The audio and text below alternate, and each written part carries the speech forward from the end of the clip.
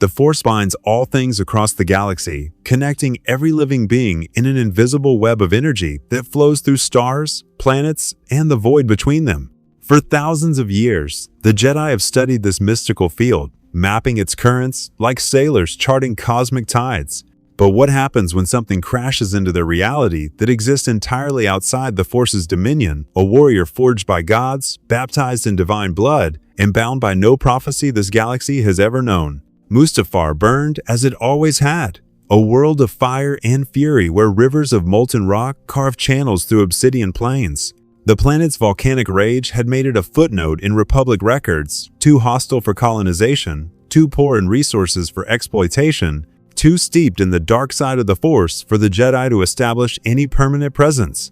Yet it was precisely this darkness that drew certain Jedi to its shores, those who believed that understanding evil required staring into its face. Jedi Knight Varan Thul stood on a blackened ridge overlooking the burning plains, his green-bladed lightsaber deactivated but held ready in his hand. The Nautolan's head tentacles hung still in the superheated air as he meditated, seeking to understand the whispers of rage and suffering that emanated from Mustafar's volcanic heart. The Clone Wars had taught him that the Separatists exploited the galaxy's darkness, and if he could comprehend that darkness, perhaps he could anticipate their next move. The sky tore open. It wasn't hyperspace reversion, no ship materialized, no engine signature registered on his comlink. Reality itself seemed to fracture above the lava flows, a wound in space bleeding colors that shouldn't exist. Silver-white light threaded with crimson energy that pulsed like arterial blood. The rift screamed with a sound that existed between dimensions, a tearing noise that made Varan's montrals ache despite his training. Something fell through. A figure plummeted from the impossible wound, trailing ash-gray skin and tattered red fabric. Varan watched the body tumble through Mustafar's scorching atmosphere, wreathed in flames that seemed almost natural against the planet's hellish backdrop. The figure didn't scream. It didn't flail. It fell with the stillness of someone who had endured worse than any planet could offer. The impact sent a shockwave across the lava field. Molten rock geysered upward as the figure crashed into a solidified obsidian shelf, shattering the black stone into fragments. Varan's Jedi instincts pushed him forward even as his training screamed caution. He force-leaped across the gap, landing 30 meters from the crater, his lightsaber igniting with a snap hiss that was almost lost beneath Mustafar's volcanic rumble.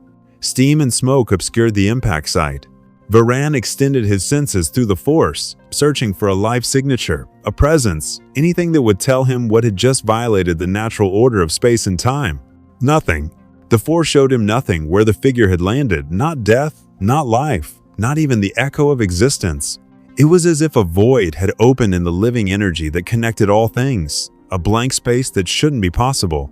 Varan had sensed voids before, creatures and droids untouched by the Force, but this was different. This wasn't absence. This was rejection, as though the Force itself recoiled from whatever lay in that crater. The smoke cleared. A man rose from the shattered obsidian, ash sliding from shoulders broader than any human Varan had encountered. Pale skin, almost gray, was marked with red tattoos that seemed to writhe in Mustafar's heat shimmer, or perhaps they truly moved. Residual magic from a reality where gods were real and could be killed.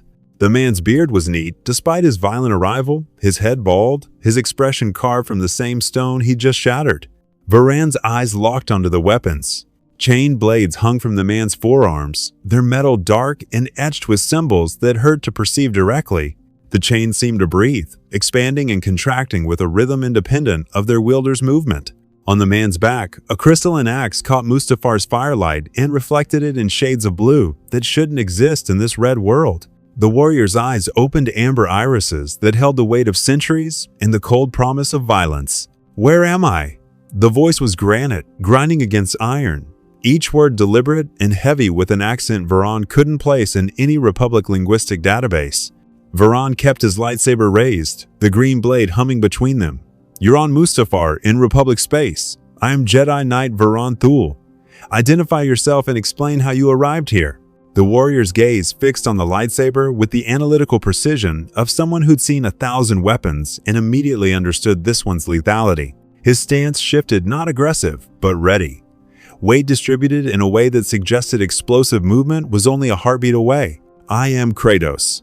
The name fell like a hammer blow, final and unyielding. I did not choose to come here. A rift opened during a conflict.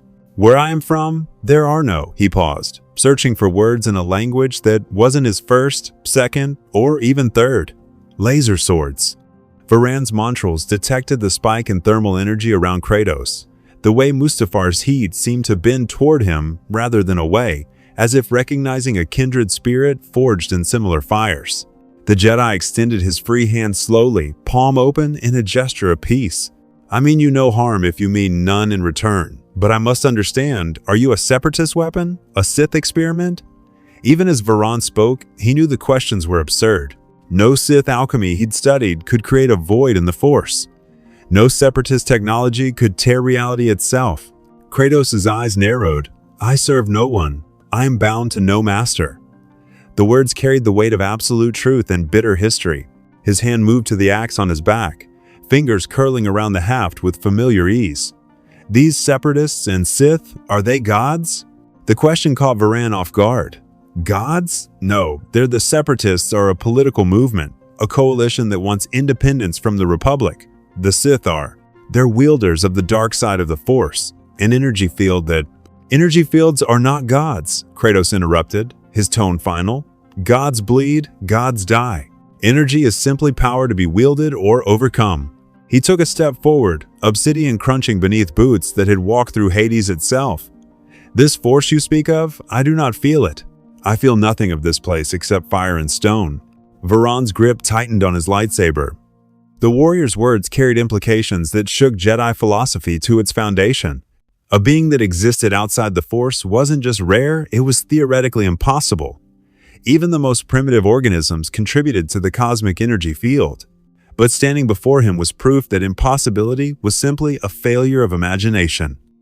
If you're not with the Separatists, then we may be able to help you, Varan said carefully, deactivating his lightsaber but keeping it ready in his hand. The Jedi Order has resources, knowledge of dimensional anomalies. We might find a way to send you home. Kratos' expression didn't change, but something flickered in those ancient eyes, not hope, but the acknowledgement of a possibility. And what would this order require in return? Nothing. Varan's answer was immediate and honest. The Jedi serve the Force and protect peace in the galaxy. Helping those in need is our purpose. A sound escaped Kratos that might have been a laugh in another man, but from him it was simply an exhalation of bitter experience. I have heard such words before, from Athena, from Odin.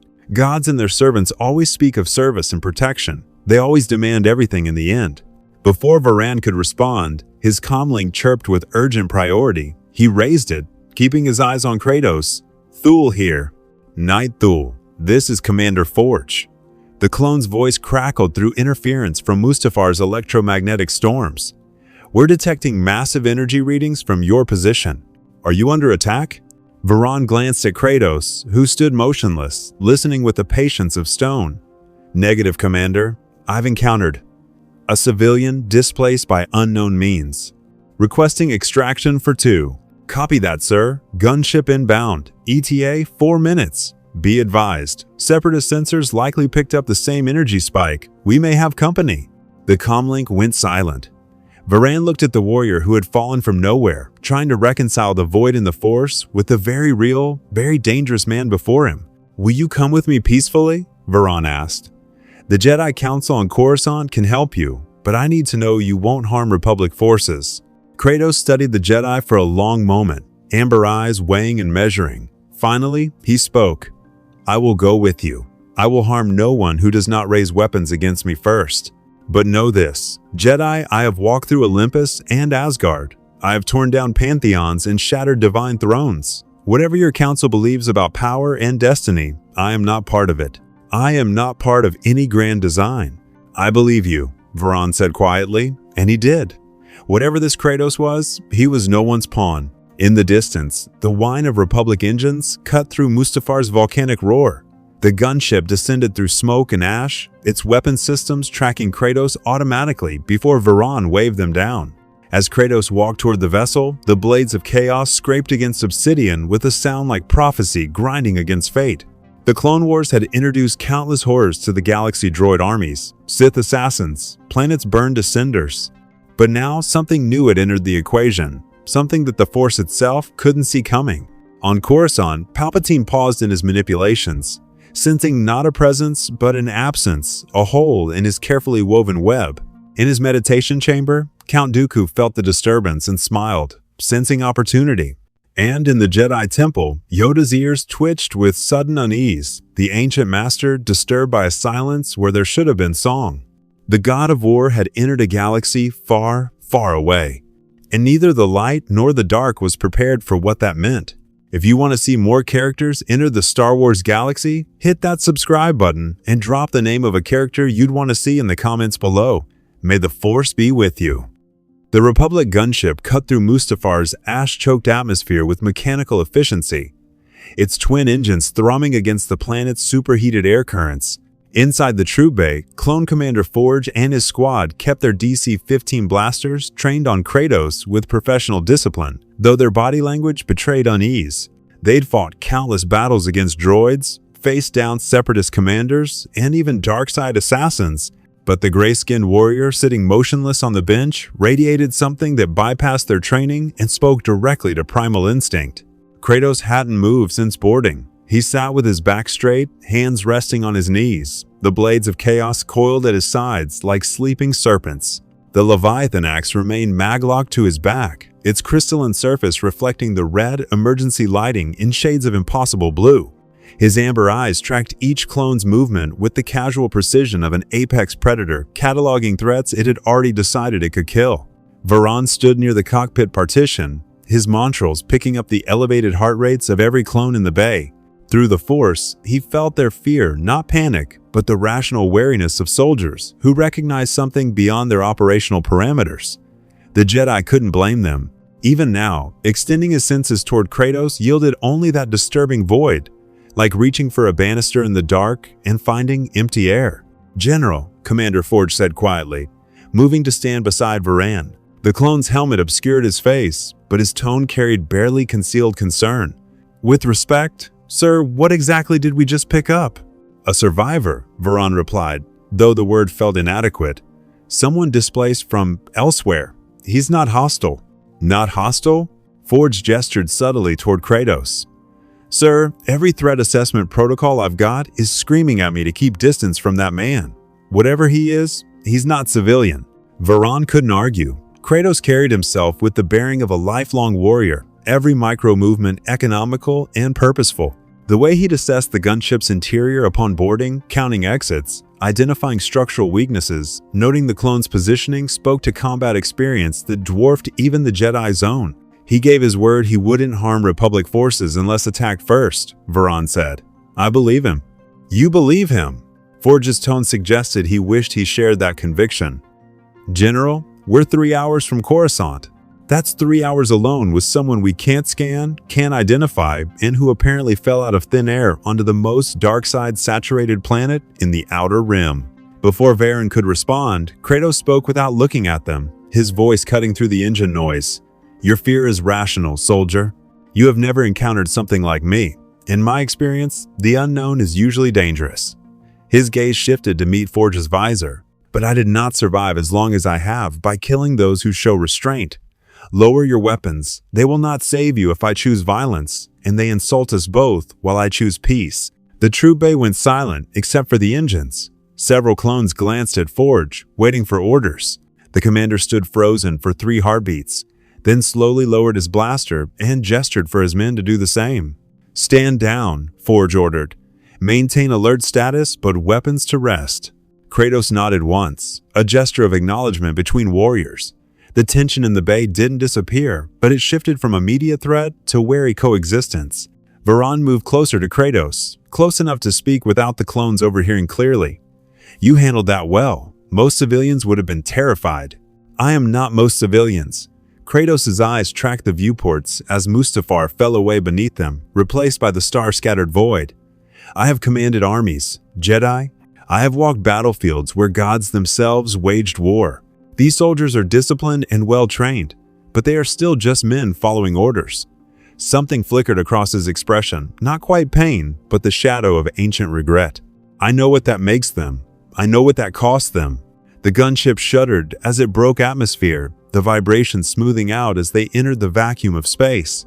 Through the forward viewport, Varan could see the vast darkness punctuated by distant stars, and hanging in orbital position above Mustafar, the angular silhouette of a Venator-class star destroyer. Kratos leaned forward slightly, eyes narrowing as he studied the kilometer-long warship. "That is your vessel?" "The Endurance," Varan confirmed. "A Republic star destroyer. We'll dock there, then take a hyperlane shuttle to Coruscant, the Republic capital. The journey will take several hours." Hyperlane. Kratos tested the unfamiliar word. "You travel between stars?" "Yes. Hyperspace allows faster-than-light travel along established routes. It's how we maintain a galactic civilization spanning thousands of worlds." For the first time since his arrival, Kratos' expression showed something beyond stoic acceptance, a flicker of what might have been wonder, quickly suppressed. "Thousands of worlds, all inhabited? Many millions of sentient beings across the galaxy," Varan said. "Hundreds of species, countless cultures. This war, we're fighting the Clone Wars, spans entire star systems. The Separatists want independence from the Republic, and both sides have committed billions of soldiers to the conflict." Kratos was quiet for a moment, processing. When he spoke again, his voice carried a weight that suggested he was comparing this galaxy to realms he'd known before. "In my experience, wars that span worlds are fought by those who care nothing for the lives crushed beneath their ambitions." "Who leads your Republic? Who commands the Separatists?" "The Republic is led by Supreme Chancellor Palpatine," Varan explained. "The Separatists are led by Count Dooku, a former Jedi who turned to the dark side of the Force and now serves as a Sith Lord." "Sith." Kratos repeated the word as if tasting it. "You mentioned them on Mustafar. What are they?" Varan gestured toward an empty section of the bay, and Kratos rose to follow him, moving with the fluid grace of someone whose body was a perfectly honed instrument. The clones watched but maintained their distance as ordered.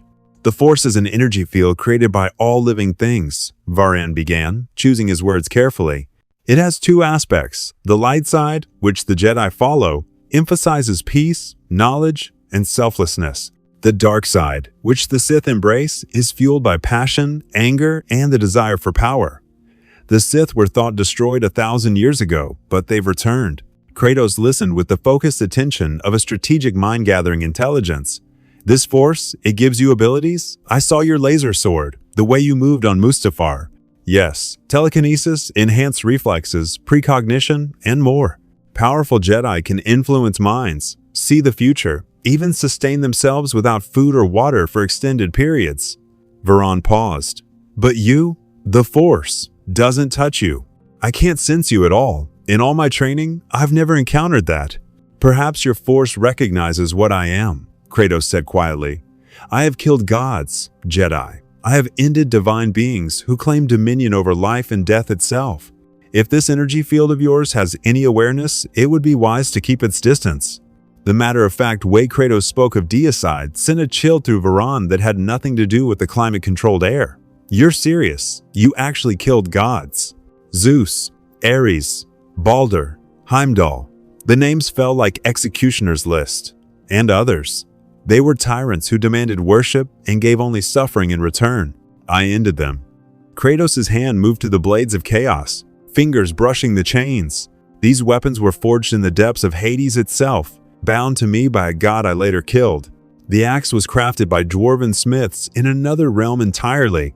I am not of this galaxy, Jedi. I am something your Force has no context for." The gunship shuddered as it approached the Endurance's hangar bay, magnetic clamps engaging with a series of metallic clangs. Varan watched Kratos carefully, trying to reconcile the calm, measured warrior before him with someone who claimed to have murdered deities.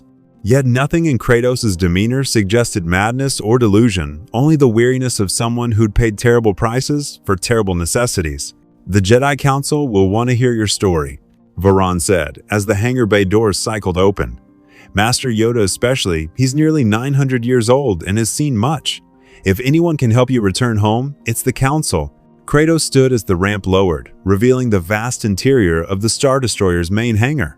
Rows of Republic starfighters lined the deck, clone troopers moved with purposeful efficiency, and maintenance droids skittered between vessels.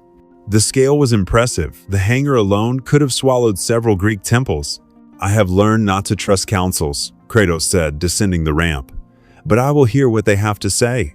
As Kratos' boots touched the hangar deck, every nearby clone trooper turned to stare. The god of war stood amid the Republic's military might, an anachronism of divine warfare transplanted into an age of starships and laser fire. He looked neither impressed nor intimidated, merely alert, cataloging his new environment with the same analytical precision he'd applied to the gunship. Captain Rex, identifiable by his custom blue-marked armor, approached Varan with professional urgency. General Thule, we received your report. Admiral Yularen wants a full briefing, and Rex's voice faltered slightly as he registered Kratos, and I can see why. Captain, this is Kratos. He'll be accompanying us to Coruscant for evaluation by the Jedi Council. Rex's helmet turned toward Kratos, and even through the visor, Varan could sense the clone's tactical assessment occurring. Sir, are restraints necessary? No, Varan and Kratos said simultaneously. The Jedi continued. Kratos has given his word of peaceful conduct. That's sufficient. Rex nodded slowly. Understood, General. The shuttle to Coruscant is being prepared. ETA 90 minutes. He paused. General, Admiral Yularen also reports that Separatist forces detected the energy anomaly on Mustafar. Count Dooku himself has requested information about any unusual activity in the system. Varan felt a cold prickle of warning through the Force. If Dooku was personally interested in Mustafar's dimensional rift, it meant the Sith had sensed something, or more accurately, sensed the absence of something. A void in the Force would be as alarming to the dark side as to the light. Inform the Admiral we'll proceed to Coruscant immediately, Varan ordered, and Rex increased security protocols. If Dooku knows about the anomaly, he may attempt to intercept. Yes, sir. Rex saluted and moved off, already barking orders into his comlink. Kratos watched the exchange with interest. This Count Dooku, he is dangerous? Extremely. He's a master of the dark side, a brilliant strategist, and commands the Separatists' most elite forces. If he's taking personal interest in your arrival. Varan trailed off. The implications? Troubling. Then he sees me as either a weapon to claim or a threat to eliminate. Kratos' tone suggested he'd dealt with such calculations before. Where I come from, such men, such gods, always made the same mistake. They believed power gave them the right to control others. And what happened to them? Kratos' amber eyes caught the hangar's harsh lighting, reflecting it back like molten gold. They learned that the greatest power is the will to resist. And then they died. The Ghost of Sparta stood in a Republic hangar, surrounded by an army he didn't serve and watched by soldiers he could destroy. Somewhere in the depths of space, a Sith Lord plotted to claim or kill him. And on Coruscant, the Jedi Council prepared to judge something they had no frame of reference to understand. The Clone Wars had just become infinitely more complicated. The shuttle to Coruscant was smaller than the gunship, designed for speed rather than troop transport. Kratos sat in the passenger compartment alongside Varan, watching through the viewport as the Endurance fell away and the stars began their impossible stretch into lines of light. The transition to hyperspace was instantaneous. One moment the stars were fixed points in the void, the next they became brilliant streaks of blue-white energy that surrounded the shuttle in a tunnel of distorted space-time. Kratos showed no outward reaction, but his fingers tightened slightly on the armrest. He had walked between realms before, traveled through Bifrost bridges and mystical portals that connected mythological domains, but this was different. This was technology accomplishing what should require divine power or ancient magic. First time in hyperspace? Varan asked, noting the subtle tension in Kratos' posture. First time traveling between stars at all, Kratos admitted. In my world, the heavens were the domain of gods. Mortals who flew too close to the sun died for their ambition. His eyes tracked the hyperspace tunnel's swirling patterns. Here, you do it as casually as I would walk between villages. The galaxy is vast, Varan said. Without hyperspace, civilization as we know it would be impossible. It would take thousands of years to cross from one end of Republic space to the other using conventional engines. Kratos absorbed this information with the same analytical focus he'd applied to everything since his arrival. How long have your people possessed this technology?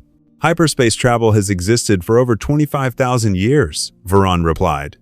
The Old Republic was founded on the ability to connect distant worlds.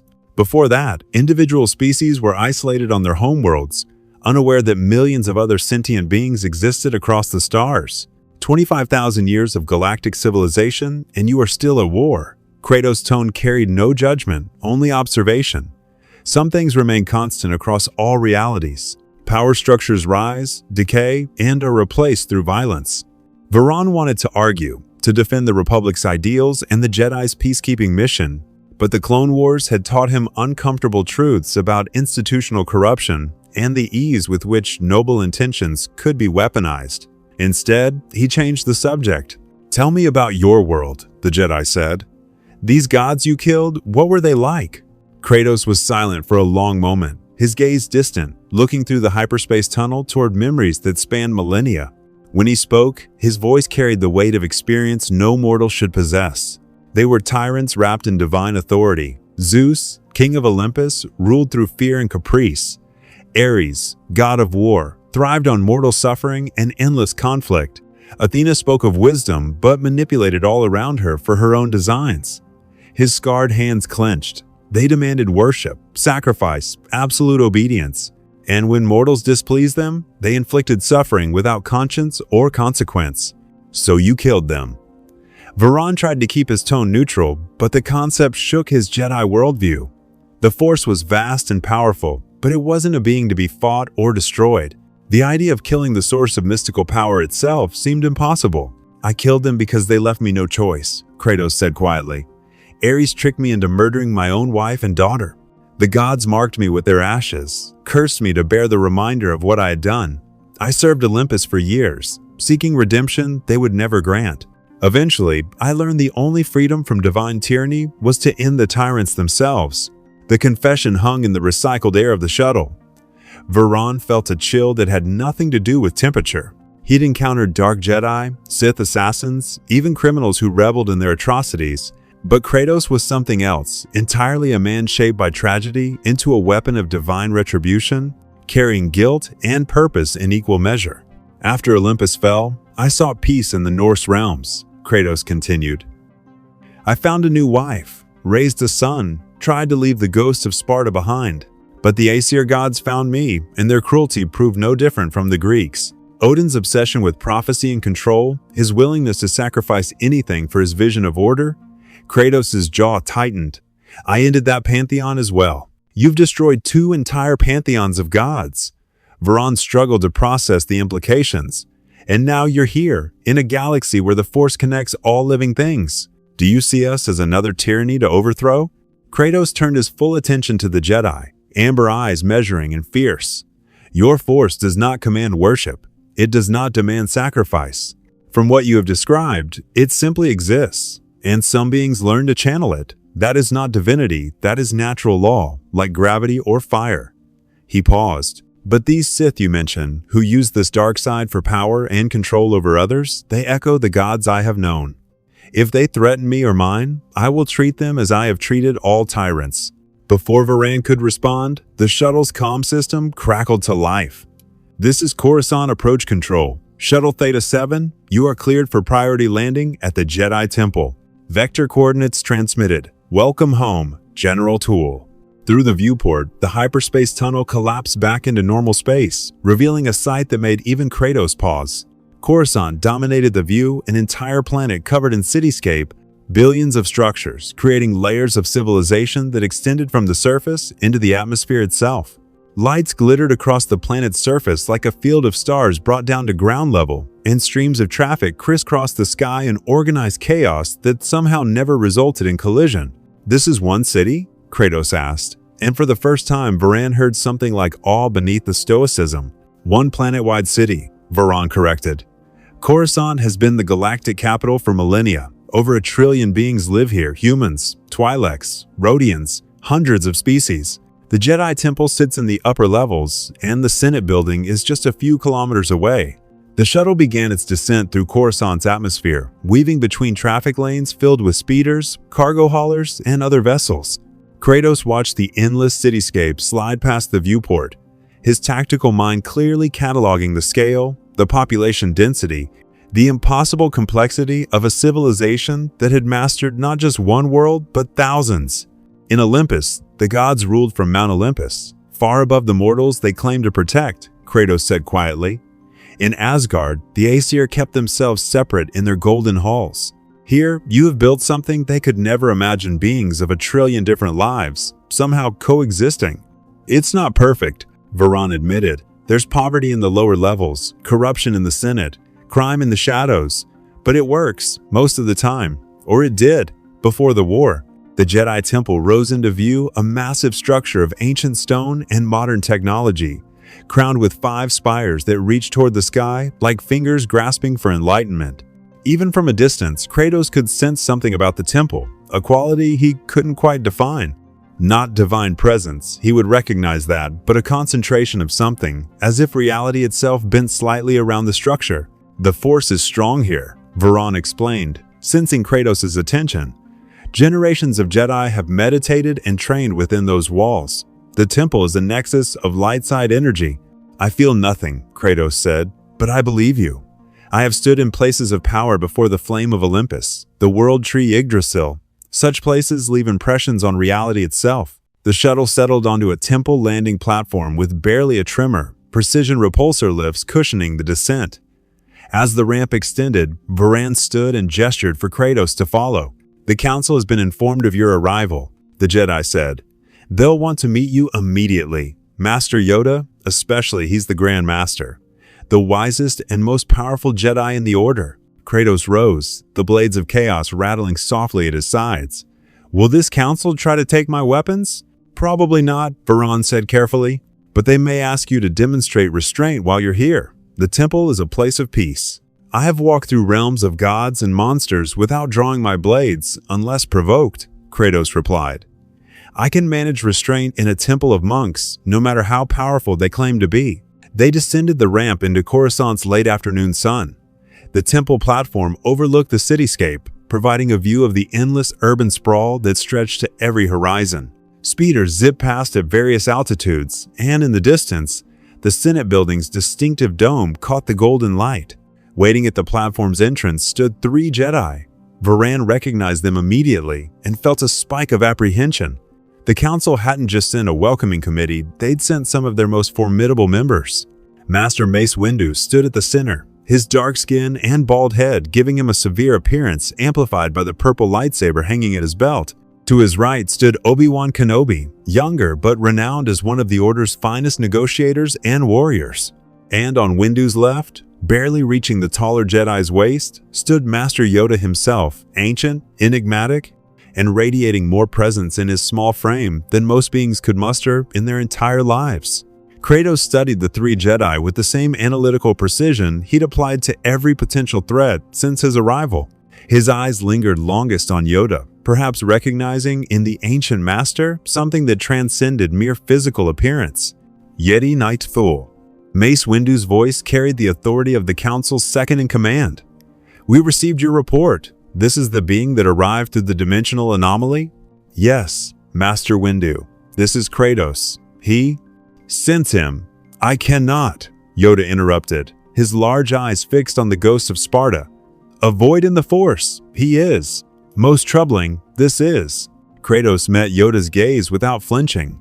2 ancient beings from incompatible realities taking each other's measure. When Kratos spoke, his voice carried a respect he'd shown few since his arrival. I am not part of your force, small one. I am something else entirely, something your galaxy has no context for. But I am not your enemy, unless you make me one. The air on the landing platform seemed to crystallize, tension building as the Jedi Council's most powerful members faced the Godslayer from another reality.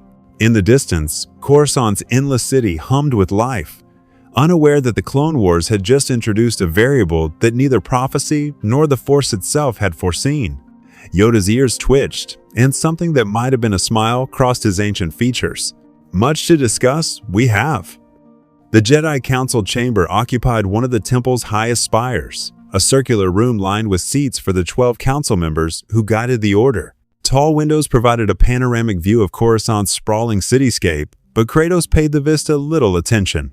His focus remained on the Jedi Masters, arranged in a semicircle before him, some present in physical form, others appearing as flickering blue holograms transmitted from distant battlefronts across the galaxy. Master Yoda sat in his customary position, gnarled fingers resting on his Geimer stick, his ancient eyes never leaving Kratos. Mace Windu stood rather than sat, his posture radiating controlled tension.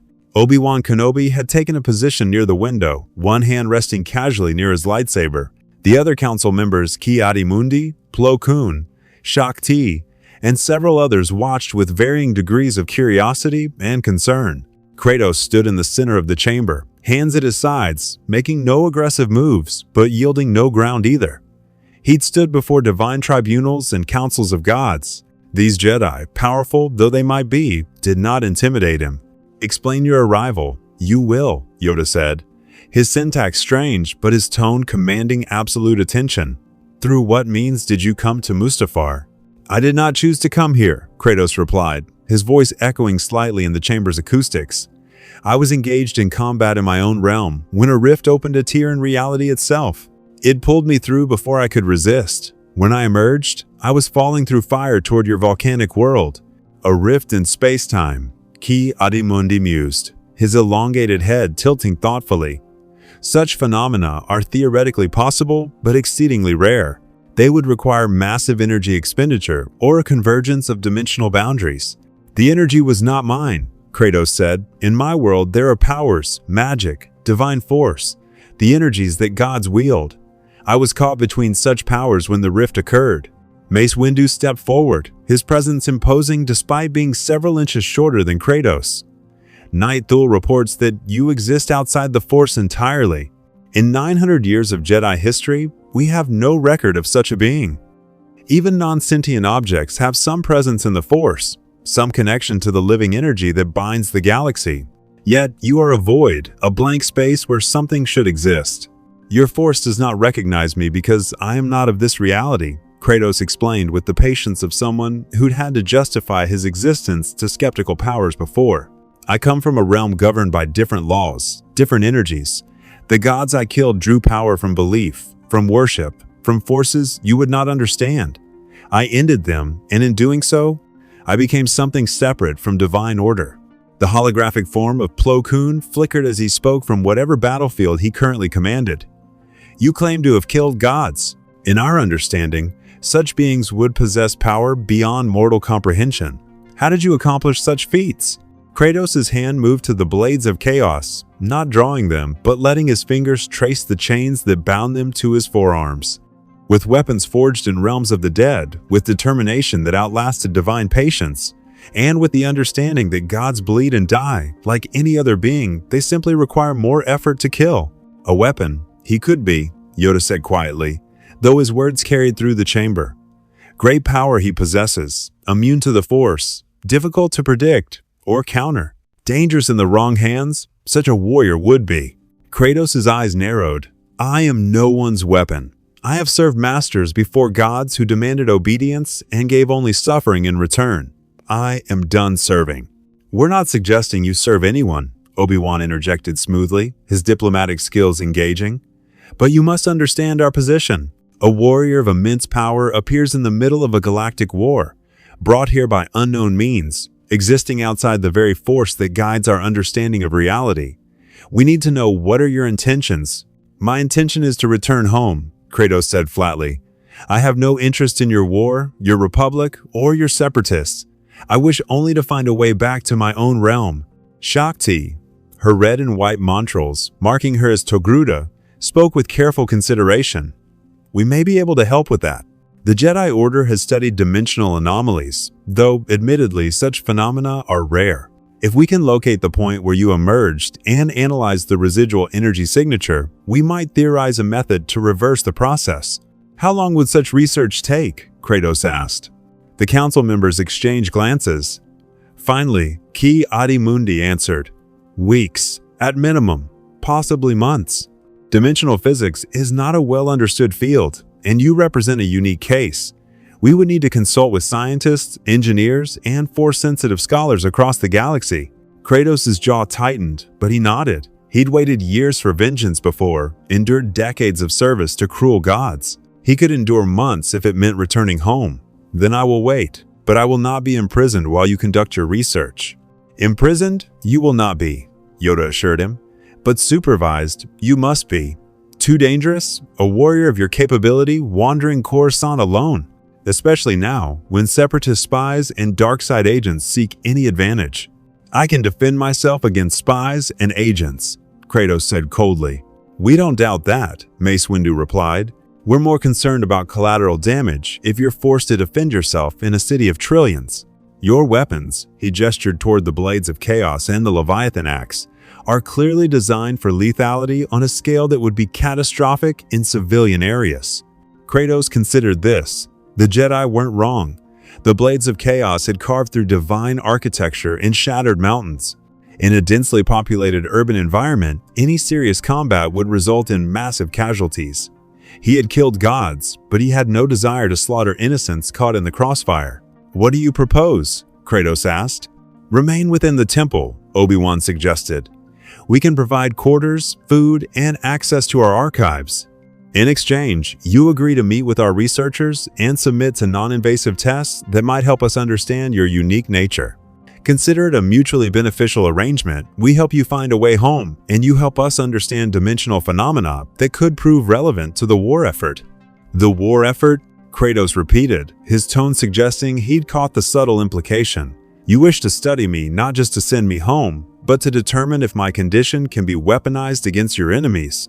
The council chamber fell silent. Several Jedi shifted uncomfortably, but Mace Windu met Kratos' accusation directly. The possibility has occurred to us, Windu admitted. If the Separatists could create soldiers invisible to the Force, or if Count Dooku found a way to shield himself from Jedi precognition, it would fundamentally change the war. Understanding how you exist outside the Force might help us defend against such tactics. Kratos appreciated the honesty, even as it confirmed his suspicions. At least you do not lie about your intentions. The gods always cloak their manipulations in false virtue. He crossed his arms, the chains of the blades rattling. I will submit to your tests, answer your questions, and remain in your temple. But understand this, I am cooperating because it serves my goal of returning home, not because I acknowledge your authority over me. The moment I sense deception or attempts to control me, this arrangement ends. Fair enough, Obi-Wan said quickly, before Windu could respond with something less diplomatic. We'll assign quarters in the temple's guest wing and introduce you to our research team.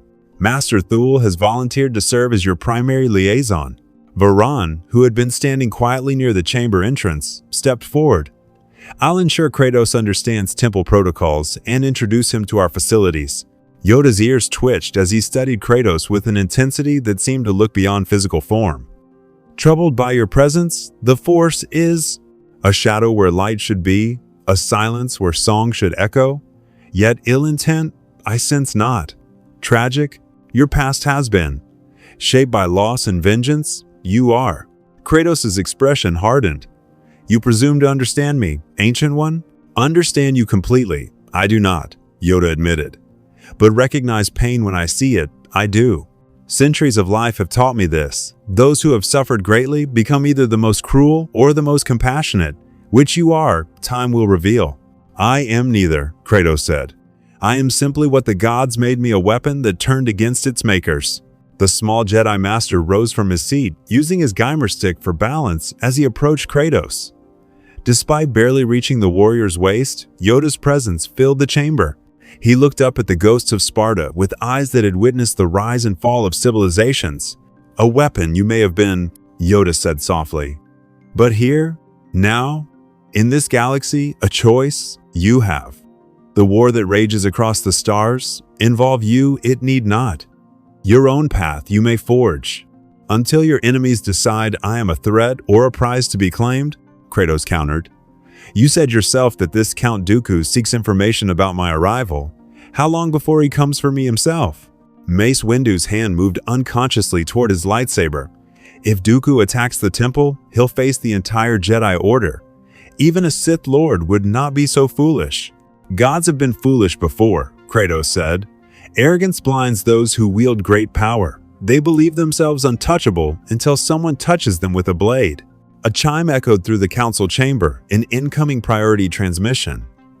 Mace Windu activated the holographic projector, and the image of a clone commander materialized in the center of the room. Masters, we've received intelligence from Republic agents in Separatist space, the clone reported crisply. Count Dooku has diverted 3 Separatist cruisers toward Coruscant. Their stated objective is diplomatic negotiation, but our analysts believe it's a cover for reconnaissance or possible abduction mission. Obi-Wan's expression tightened. Abduction? Of whom? Unknown, sir, but the timing correlates with the energy anomaly detected at Mustafar. We believe Dooku is investigating the dimensional rift and any assets that may have emerged from it. Every Jedi in the chamber turned to look at Kratos. The warrior's expression didn't change, but his stance shifted subtly into something more predatory. So it begins, Kratos said quietly. Another power-hungry lord seeks to claim or kill what he does not understand. I have played this game before, Jedi. It always ends the same way. With dead gods, Mace Windu finished grimly. With dead tyrants, Kratos corrected. Whether they are gods, Sith, or simply ambitious fools makes no difference. I have never started these conflicts, but I have always finished them. Yoda struck the floor with his Geimer stick, the sharp crack cutting through the rising tension. Hasty conclusions, we must not draw. Diplomacy? Dooku may genuinely seek. The Jedi way is peace, even with our enemies. Peace, Kratos repeated, as if the word were foreign. In my experience, those who speak most of peace are often preparing for war. But very well, Ancient One, I will wait in your temple and see if your Count Dooku comes seeking diplomacy or conquest. The Ghost of Sparta turned toward the chamber exit, then paused and looked back at the assembled council. But when he comes, and he will come, do not expect me to show the restraint your Jedi code demands. I am not bound by your philosophies or your mercy. If he threatens me, I will end him, as I have ended all who made that mistake. Kratos walked from the council chamber, his footsteps echoing on ancient stone, the blades of chaos trailing behind him like the shadows of every god he'd killed. Varan hurried to follow, leaving the council in troubled silence. Mace Windu turned to Yoda. We may have just invited a far greater danger into our midst than any Separatist plot. Yoda's ears drooped slightly. Perhaps, or perhaps the Force has brought him here for a reason we do not yet understand. Patience we must have, watchful we must be. Outside the temple, Coruscant's endless city hummed with life. And in the depths of space, 3 Separatist cruisers adjusted their course toward the Republic capital, carrying a Sith Lord whose curiosity about the Godslayer would soon become obsession. The guest quarters Varan led Kratos to were Spartan by temple standards, a single room with a meditation platform, a sleeping alcove, and a viewport overlooking Coruscant's sprawling cityscape. The walls were bare stone, ancient and solid, carved from the same bedrock that had supported the Jedi Temple for millennia. It reminded Kratos of the temples he'd destroyed across 2 pantheons, though this one carried no divine arrogance, only the weight of accumulated history. It's not much, Varan apologized, gesturing around the modest space. Most Jedi prefer simplicity. We can arrange for more comfortable accommodations if... This is sufficient? Kratos interrupted, moving to the viewport. He placed one scarred hand against the transparent steel, watching the endless streams of traffic flow between Coruscant's towering structures. I have slept on battlefields and in the ruins of divine palaces. A room with walls and a door is luxury enough. Varan nodded, relieved. There's a refresher through that door, and the temple commissary can provide meals. I'll have someone bring you clothing more suitable than... He gestured at Kratos' worn leather straps and battle-scarred armor. I wear what I have always worn, Kratos said flatly. These are not garments of comfort, they are reminders. The Jedi didn't press the issue. He'd begun to understand that everything about Kratos, his weapons, his scars, even his silence, served a purpose beyond the practical. The man was a living monument to his own history, carrying his past like Atlas carried the world. The research team will want to meet with you tomorrow, Varan continued. They'll ask questions about your physiology, your weapons, the nature of the rift that brought you here. Master Shakti will oversee the process personally. She's one of our finest minds in esoteric force phenomena. Kratos turned from the window. And while your researchers study me, what of this Count Dooku? You expect him to simply request a diplomatic meeting and leave peacefully? The council hopes so, Varan admitted, but I've fought in this war long enough to know that hope and reality rarely align. Dooku is cunning, patient, and utterly ruthless when it serves his purposes. If he believes you're a threat to his plans or a tool he can use, he'll make his move. Then he is no different from Ares or Odin, Kratos said. Another would-be master seeking to claim power he has not earned. The Ghost of Sparta moved to the meditation platform and sat, cross-legged, his hands resting on his knees. The blades of chaos coiled beside him like sleeping serpents, and the Leviathan axe remained maglocked to his back. Tell me about this Sith Lord. What are his capabilities? Varan considered how to explain Count Dooku to someone who had no context for the Force. He was once a Jedi Master, one of the Order's finest. He left the Order 20 years ago, disillusioned with the Republic and the Jedi's role as peacekeepers. When he resurfaced, he'd embraced the dark side and become the political leader of the Separatist movement. A fallen priest turned warlord, Kratos mused. I have seen such transformations before. What makes him dangerous? His mastery of the Force is profound, Varan explained. He can manipulate minds, move objects with thought, generate lightning from his fingertips. His lightsaber technique is considered one of the finest in the galaxy, elegant, precise, and deadly. But more than that, he's a strategic genius. He commands armies, manipulates political systems, and plans campaigns that span multiple star systems simultaneously. Kratos absorbed this information with the tactical focus of a general preparing for inevitable conflict. This lightning he generates, is it natural electricity or something else? Force lightning is pure dark side energy, Varan said. It's incredibly painful, can disrupt technology, and in sufficient concentration, can kill. Very few beings can withstand sustained exposure. I have endured the lightning of Zeus himself, Kratos replied calmly. The king of Olympus could shatter mountains with his bolts. If this Sith's lightning is merely energy channeled through mystical means, it will hurt me, but not stop me. The casual way Kratos discussed enduring divine lightning made Varan reassess just how durable the warrior truly was. What about his lightsaber? The blade is pure plasma contained in a magnetic field. It can cut through nearly any material. Kratos' hand moved to the blades of chaos. These were forged in the deepest pits of Hades by the god of the underworld himself. They have cut through divine flesh and shattered enchanted armor worn by immortals. The axe, he gestured to the Leviathan axe on his back, was crafted by the greatest smiths in the Norse realms, imbued with the essence of a frozen realm. If your Sith's blade can cut them, he is more formidable than any weapon I have encountered. But I doubt that will be the case. A chime at the door interrupted their conversation. Varan moved to answer it, revealing a protocol droid carrying a tray of food.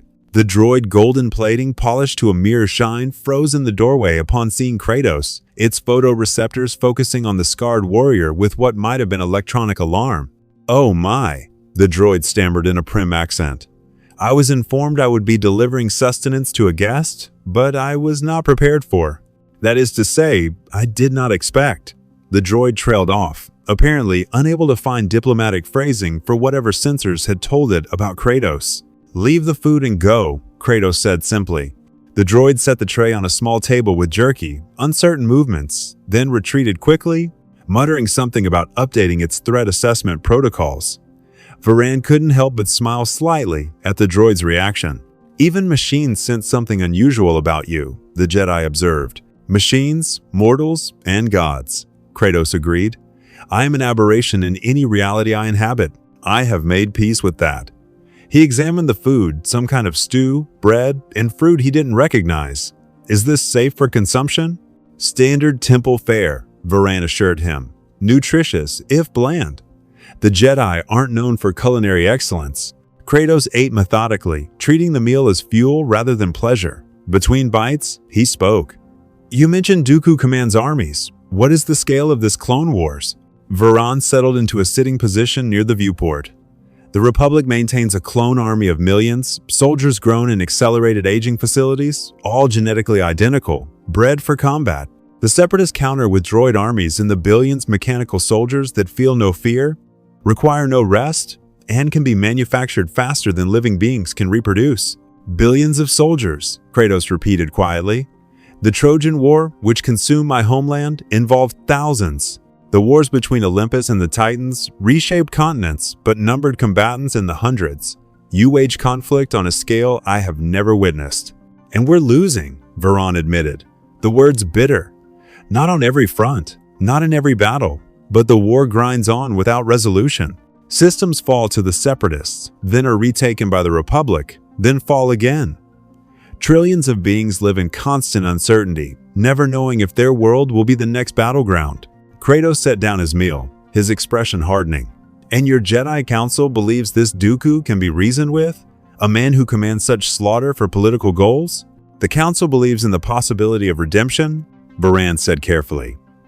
That even those who have fallen to darkness can be brought back to the light. It's a core principle of our philosophy. Philosophy. Kratos' tone made the word sound like weakness. The god spoke endlessly of philosophy while mortals suffered and died according to their whims. Philosophy did not save my family. Philosophy did not end the tyranny of Olympus or Asgard. Action did. Violence did. The willingness to do what philosophy claimed was impossible. Before Varan could respond, an alarm shrieked through the temple, a piercing wail that echoed through ancient corridors and modern facilities alike. The Jedi leaped to his feet, one hand instinctively moving to his lightsaber. "What is that?" Kratos demanded, already standing. The blades of chaos uncoiling from their resting position as if sensing the urgency. "Perimeter breach," Varan said, his face pale. "Something or someone has penetrated the temple's outer defenses." His comlink chirped urgently, and he raised it. "Thule here. All Jedi Knights report to defensive positions." A voice crackled through the device. "We have multiple hostiles approaching the Temple's Separatist infiltration droids and what appears to be a dark side user. Masters Windu and Kenobi are engaging, but..." The transmission cut off in a burst of static and the distinctive sound of lightsaber combat. Kratos moved toward the door, but Varan blocked his path. "Wait. You should stay here, where it's safe. This could be exactly what Dooku wants to draw you out or assess your capabilities." "I am not a cowering child to hide while others fight," Kratos said, his voice cold as the void between stars. "If this Sith Lord has come for me, then let him come. I will show him what happens to those who seek to claim the Ghost of Sparta." "Kratos, you don't understand," Varan began, but the Spartan was already moving past him, pulling open the door with enough force to dent the metal frame. The corridor outside was chaos. Jedi younglings were being herded towards secure chambers by their instructors. Clone troopers rushed past in formation, blasters charged and ready, and through the temple's ancient halls echoed sounds that had no place in a sanctuary of peace: the crackle of energy weapons, the hum of lightsabers in deadly earnest, and beneath it all, a presence that made even the stone walls seem to recoil. Kratos felt it too, though not through any mystical sense. It was the same predatory awareness that had warned him of divine ambushes in Olympus and Asgard, the knowledge that something powerful and hostile had entered the arena, and blood would be spilled before the night ended. "Where's your council chamber?" Kratos asked. The blades of chaos now fully extended, their chains allowing the curved weapons to orbit his body in slow, deadly arcs. The highest spire, but Kratos was already running, his boots pounding against ancient stone with purpose and fury. Varan cursed and followed, igniting his lightsaber as they ascended through the temple's levels. Around them, the sounds of combat grew louder, the snap hiss of lightsabers meeting resistance, the mechanical advance of droid soldiers, and something else, a voice that cut through the chaos with aristocratic precision. "I know you are here, anomaly." Count Dooku's voice echoed through the temple's corridors, amplified by some dark side technique. "I felt your arrival like a wound in the Force. Come forth and face me, or I will burn this temple to ash until you reveal yourself." Kratos' expression shifted into something terrible, the cold mask of the god of war settling over features that had been merely stern before. Varan saw the transformation and felt genuine fear for the first time since meeting the Spartan. "No," Varan said, grabbing Kratos' arm, a mistake he realized immediately when the warrior stopped and turned, and the Jedi saw in those amber eyes the accumulated death of two pantheons. "Release me," Kratos said quietly, "or learn firsthand why gods fear my touch." Varan let go. The Ghost of Sparta continued his ascent toward the council chamber, toward the Sith Lord who had made the fatal error of threatening innocence to draw out a man who had destroyed Olympus for less. The council chamber's doors had been blasted open, their ancient mechanisms shattered by concentrated force lightning. Smoke still curled from the scorched metal as Kratos arrived, Varan close behind. The circular room beyond was a battlefield. 3 Jedi Knights lay unconscious or dead against the walls, their robes singed, while a dozen destroyed battle droids littered the floor in sparking heaps of severed limbs and shattered chassis. In the center of the chamber stood Count Dooku. The Sith Lord was tall and aristocratic, his silver hair and beard perfectly groomed despite the violence he'd just unleashed. He wore robes of dark fabric that spoke of wealth and position, and at his belt hung a curved lightsaber hilt, an elegant weapon for a more civilized age. Or so its wielder clearly believed. His hands were clasped behind his back, his posture relaxed, as if he were attending a diplomatic reception rather than standing amid the broken bodies of those who'd tried to stop him. Dooku's eyes, sharp and calculating, fixed on Kratos the moment the Spartan entered. The Sith Lord's expression shifted through surprise, assessment, and finally cold interest. "Fascinating," Dooku said, his cultured voice carrying centuries of aristocratic breeding. "So this is what tore through dimensional barriers and landed on Mustafar. I expected something more. Mystical. You appear merely human, albeit one who has seen considerable violence." Kratos said nothing, his amber eyes cataloging everything: Dooku's stance, the bodies of fallen Jedi, the tactical positioning of additional battle droids that flanked the Sith Lord. The blades of chaos hung ready at his sides, their chains taut. "Nothing to say?" Dooku continued, circling slowly to his right, forcing Kratos to turn to maintain visual contact. "How disappointing. I've come a long way to meet you, anomaly. The least you could do is introduce yourself before I decide whether to recruit you or eliminate you." "I am Kratos," the Spartan said finally, his voice like grinding stone. "And you have made a mistake coming here." Dooku's eyebrow arched with aristocratic amusement. "A mistake? My dear man, I've done nothing but succeed since arriving. Your Jedi protectors fell in moments. Their connection to the Force made them predictable, easy to manipulate. But you," the Sith Lord's eyes narrowed, "you are a void. A blank space where the Force shows me nothing. That makes you either useless or invaluable." "It makes me something you cannot control," Kratos replied. "Something you cannot foresee or manipulate with your mystical power. That is what truly brought you here. Sith, not curiosity, but fear." The temperature in the council chamber seemed to drop. Dooku's pleasant expression hardened into something colder, more dangerous. "Fear? I am Count Dooku, once a Jedi Master, now apprentice to the most powerful Sith Lord in a millennium. I have orchestrated a galactic war, commanded billions of soldiers, and brought the Republic to its knees. What could I possibly fear from a scarred vagrant who fell through a hole in space?" Kratos began walking forward, each step deliberate and heavy. The gods said similar things. Zeus claimed dominion over all existence. Odin believed himself beyond mortality's reach. They were wrong. You are wrong, and you will learn that lesson the same way they did. Dooku's hand moved to his lightsaber, but he didn't draw it yet. "You claim to have killed gods? How quaint. But this galaxy has no gods, anomaly. Only the Force, and those strong enough to bend it to their will." "Then you have nothing I need to concern myself with," Kratos said, still advancing. "Step aside, leave this place, and I will allow you to continue your war without interference. Threaten me again, and I will end you as I have ended all who made that error." The Sith Lord actually laughed, a cold, cultured sound devoid of genuine humor. "Allow me? You truly don't understand your position. You are alone in a galaxy you know nothing about, surrounded by powers beyond your comprehension. The Republic will study you like a laboratory specimen. The Separatists would dissect you to understand your immunity to the Force.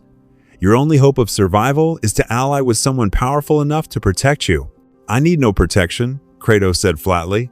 "I need no allies. I have walked alone through realms of gods and demons. I have raised divine kingdoms with these hands. Your threats are hollow, Sith. Your power is borrowed from energy you do not truly understand.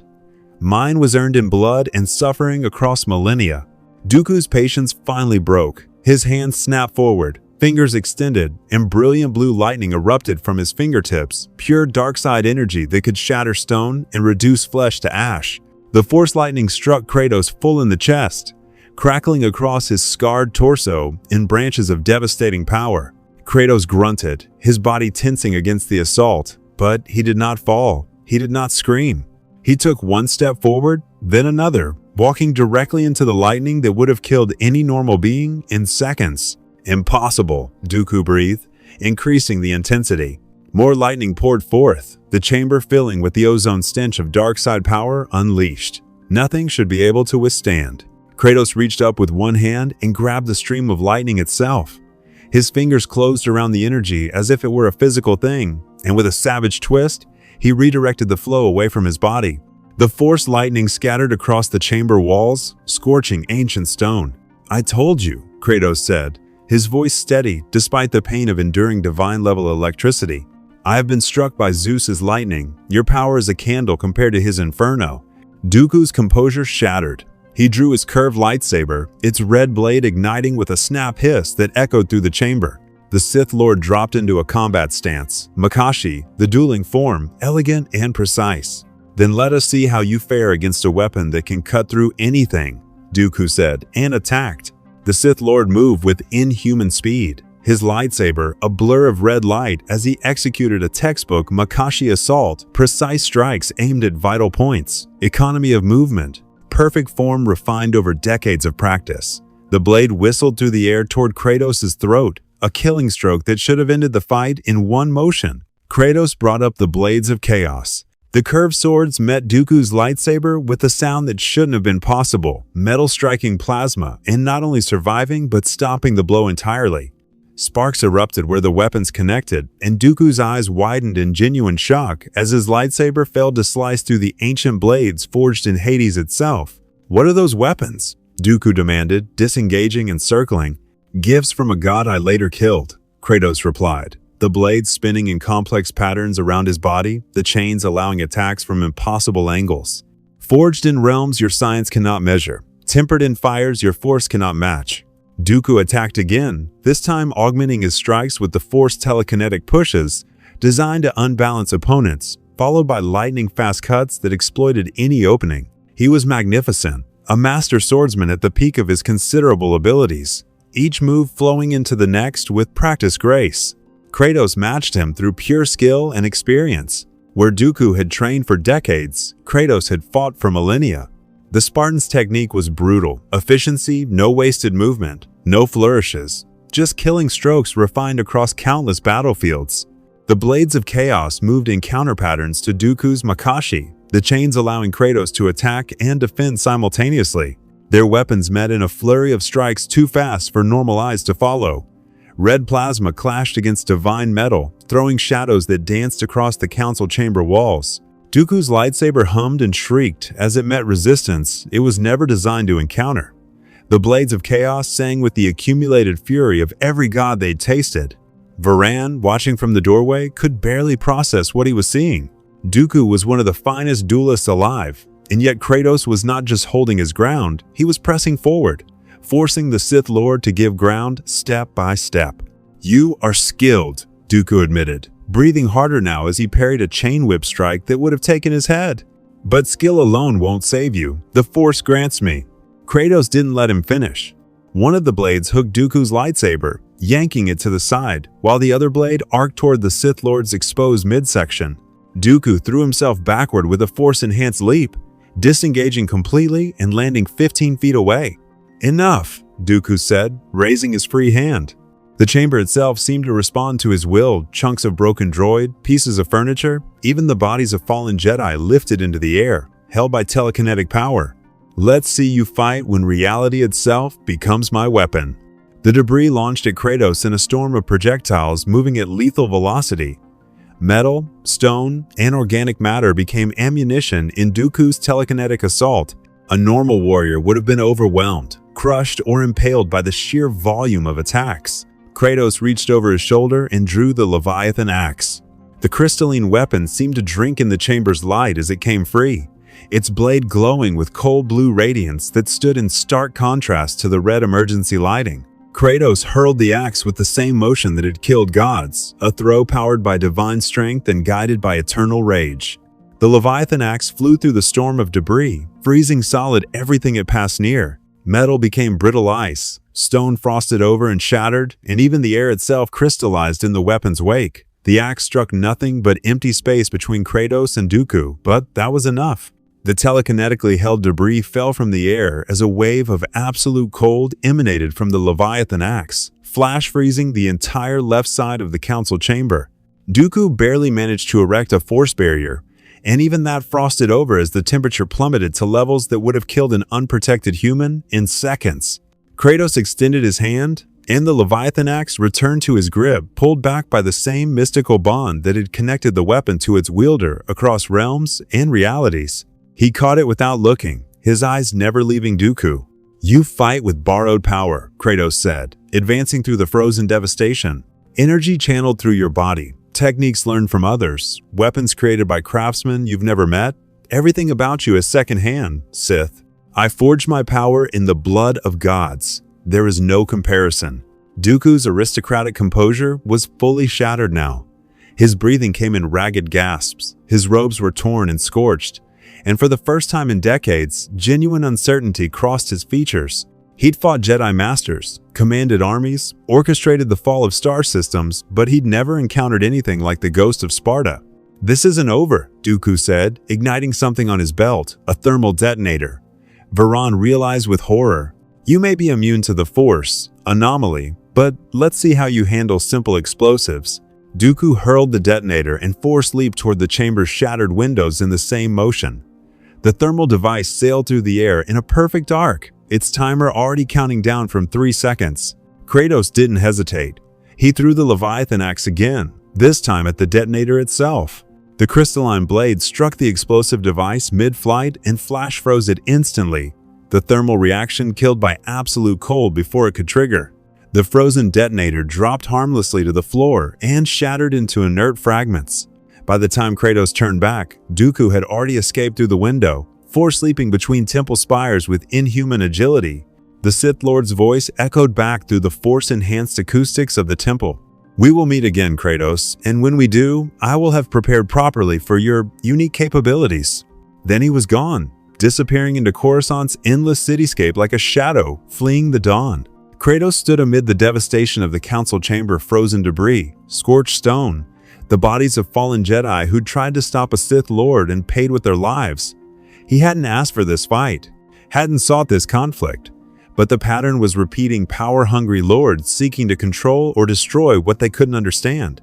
The Ghost of Sparta had seen this story play out across 2 pantheons. He knew exactly how it would end. The aftermath of Dooku's assault left the Jedi Temple in controlled chaos. Medical droids tended to wounded Jedi, while clone troopers swept the corridors for remaining infiltration units. The council chamber itself had been sealed off for investigation, though the evidence of what had occurred was written across every frozen surface and scorched wall. Masters, Yoda, and Mace Windu stood amid the wreckage, their expressions grave as they surveyed the damage. Kratos had been escorted to a different chamber, not a cell, but close enough. 4 Jedi Knights stood guard outside, their lightsabers unignited, but hands hovering near the weapons. Inside, the Spartan sat on a stone bench, the blades of chaos coiled at his feet, the Leviathan axe resting against the wall within arm's reach. He showed no signs of injury despite enduring force lightning that should have killed him and fighting a duel that would have challenged the Order's finest warriors. The door opened. Master Windu entered first, followed by Yoda, who moved with the deliberate pace of someone bearing the weight of difficult decisions. Obi-Wan Kenobi and Varan Thule completed the delegation, though Varan positioned himself slightly closer to Kratos, whether in solidarity or to intercede if things turned violent. Even the Nautolan Jedi wasn't certain. Kratos, Windu began, his voice carefully controlled. We need to discuss what happened in the council chamber. Dooku attacked, Kratos replied simply.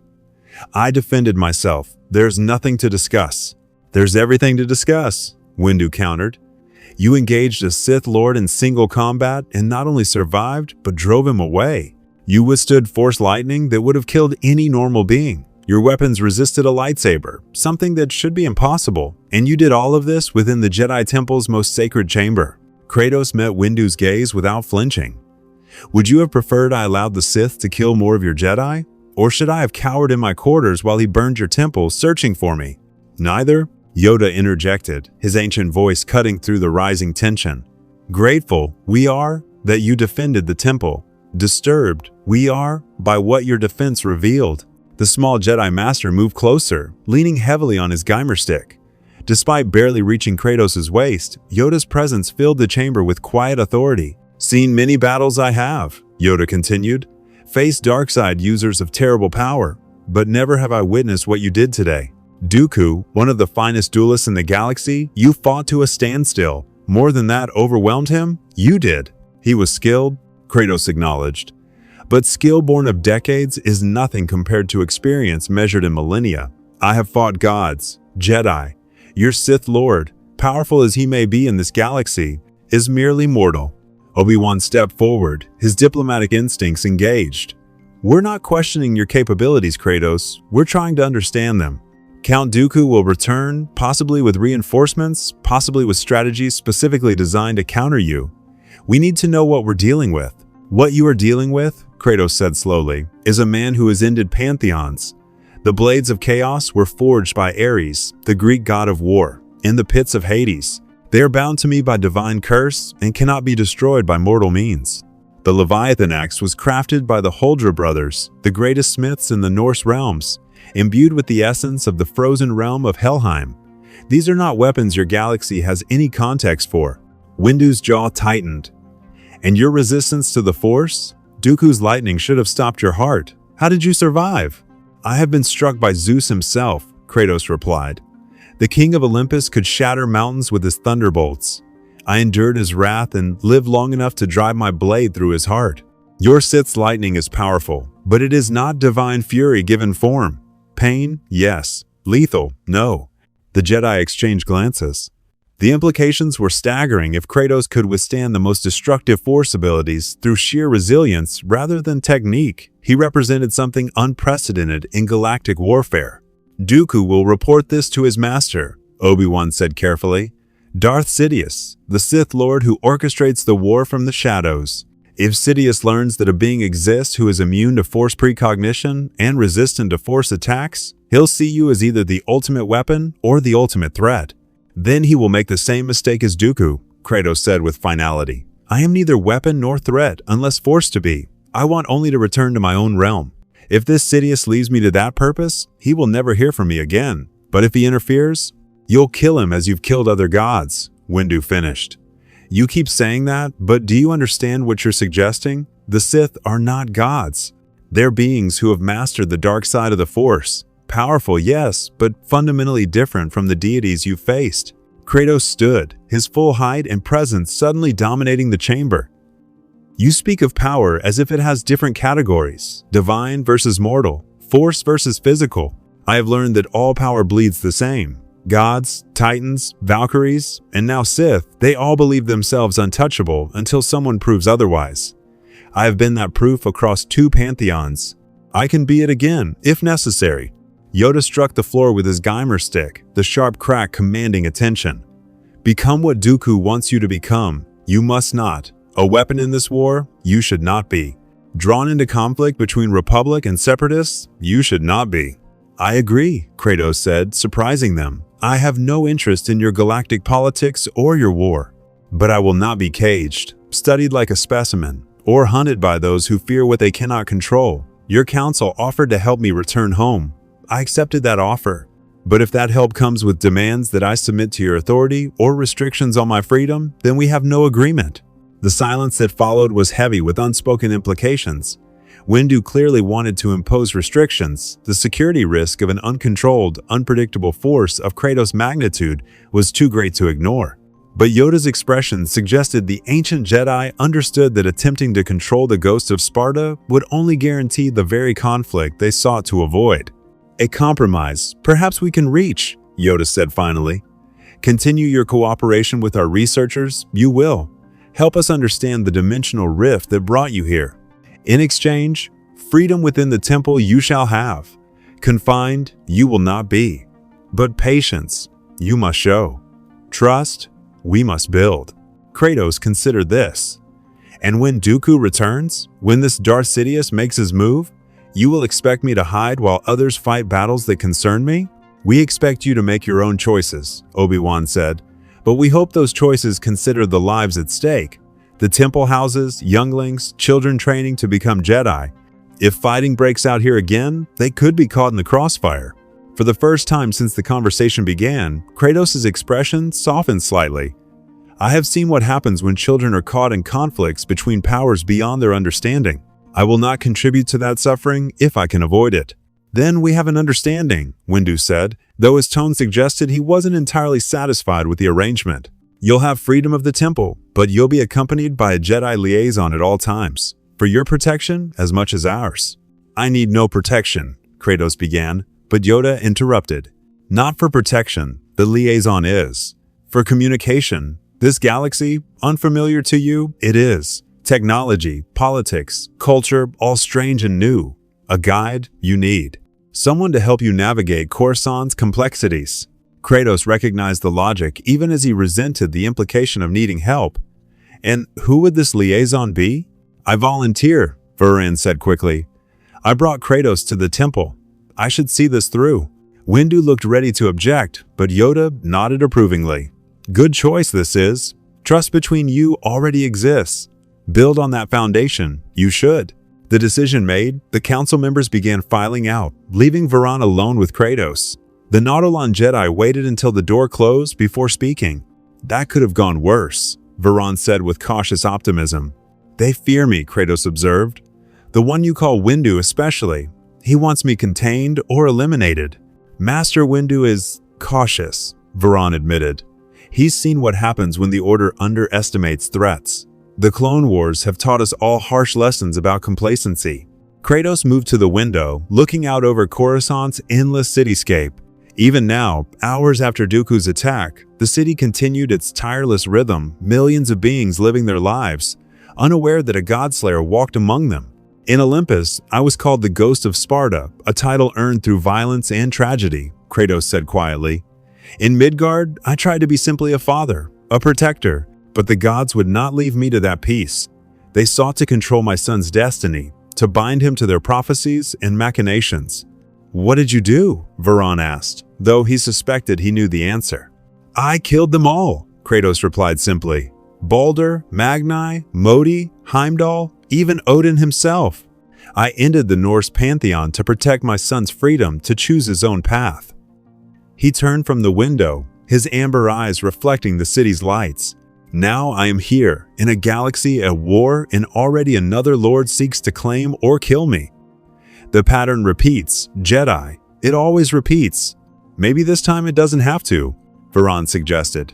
You're not in Olympus or Asgard. The Force isn't a pantheon of gods demanding worship, and the Jedi, for all our flaws, genuinely want to help you return home.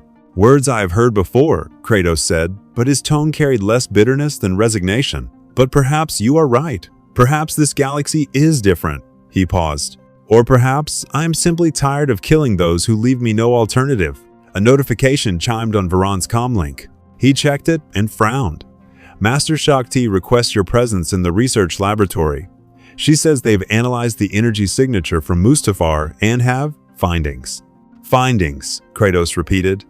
That word rarely precedes good news in my experience. Only one way to find out, Varan said, gesturing toward the door. As they walked through the temple's corridors, clone troopers and Jedi alike stopped to watch Kratos pass. Word of his duel with Dooku had spread through the temple like wildfire. Some looked at him with awe, others with fear, and a few with the calculating interests of those already wondering how to weaponize his capabilities. The Ghost of Sparta ignored them all. He had walked through the halls of divine palaces and the ruins of fallen kingdoms. The Jedi Temple, for all its ancient majesty, was just another structure built by beings who believed themselves important. But somewhere in the depths of space, Darth Sidious was learning of the anomaly that had bested his apprentice. And in the shadows of Coruscant's underworld, forces were already moving bounty hunters, spies, and worse, all seeking the being who existed outside the Force's vision. The Clone Wars had introduced countless variables into galactic affairs, but none so unpredictable, none so dangerous, as the man who had killed gods and now walked among mortals.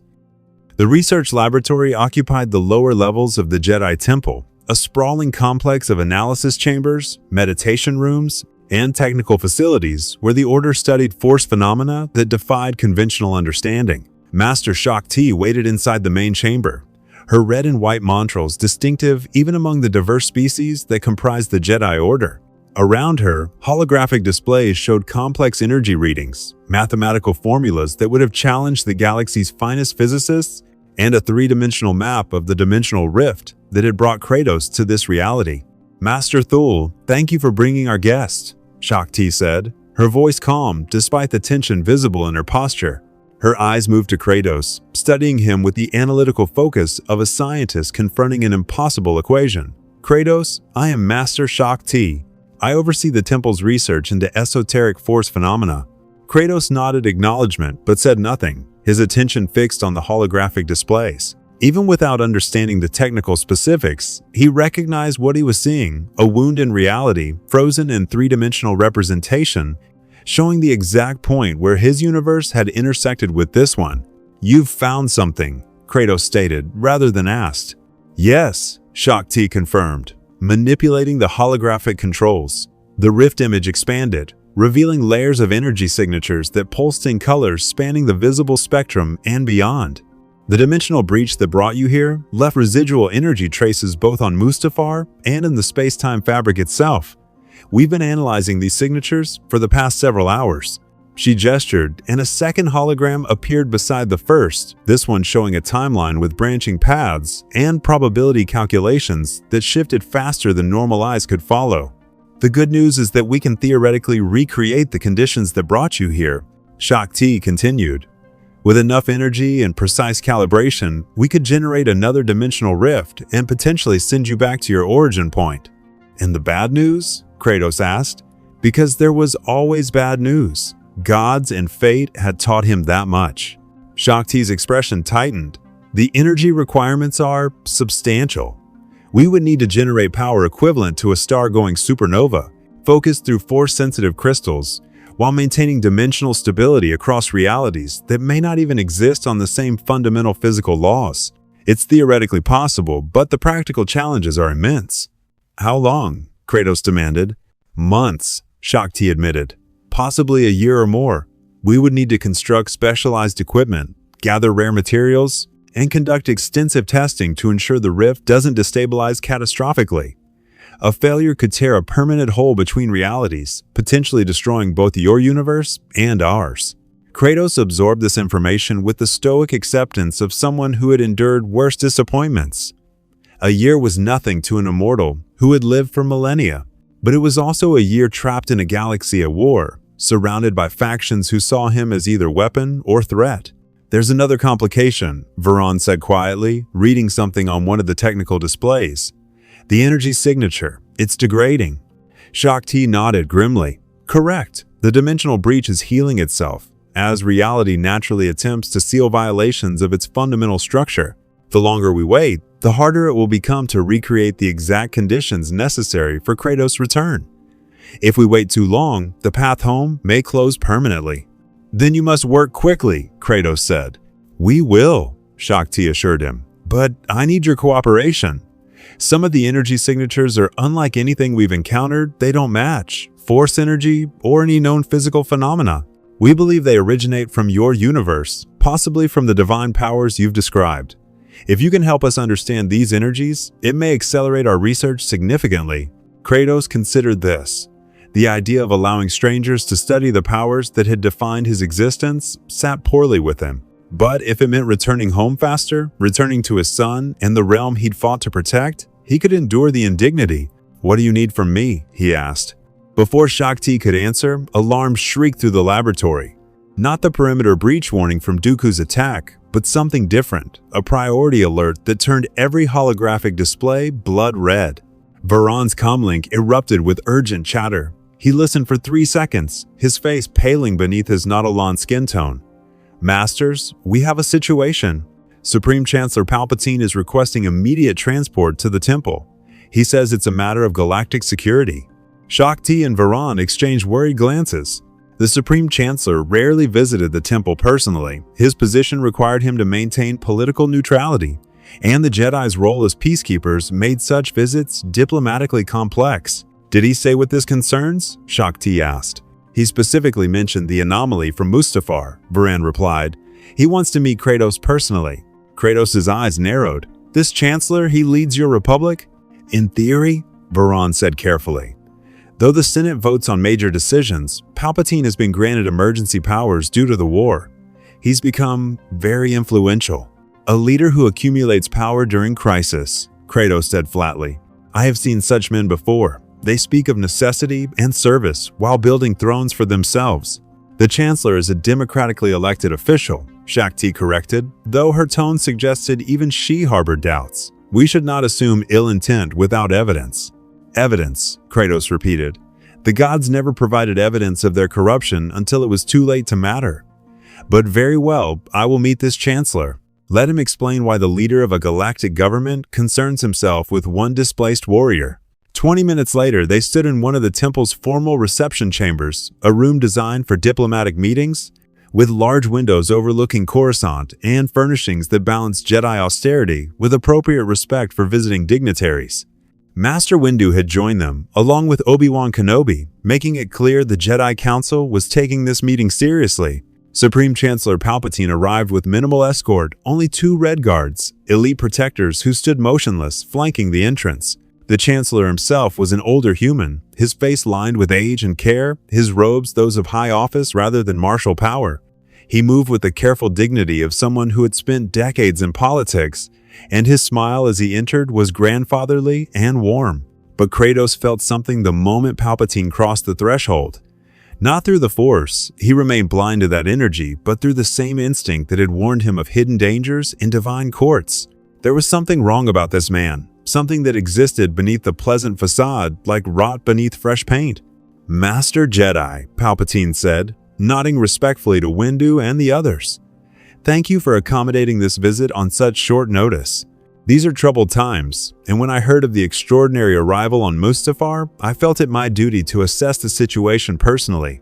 His eyes moved to Kratos, and for just a fraction of a second, something flickered in that gaze: calculation, hunger, recognition of something valuable. "And you must be Kratos," Palpatine continued, extending his hand in a gesture of greeting. "I am Supreme Chancellor Palpatine, leader of the Galactic Republic. Welcome to Coruscant, though I understand your arrival was less than voluntary." Kratos did not take the offered hand. He simply studied Palpatine with the same analytical focus he'd applied to gods who wore mortal guises. "Chancellor, you have concerns about my presence here?" Palpatine withdrew his hand smoothly, showing no offense. "Concerns? Perhaps. Questions? Certainly. You see, Kratos, the Republic is engaged in a war that spans thousands of systems. Resources are stretched thin, loyalties are tested daily, and anything unusual, anything that could shift the balance of power, must be carefully evaluated. You fear I will be weaponized by your enemies," Kratos said bluntly.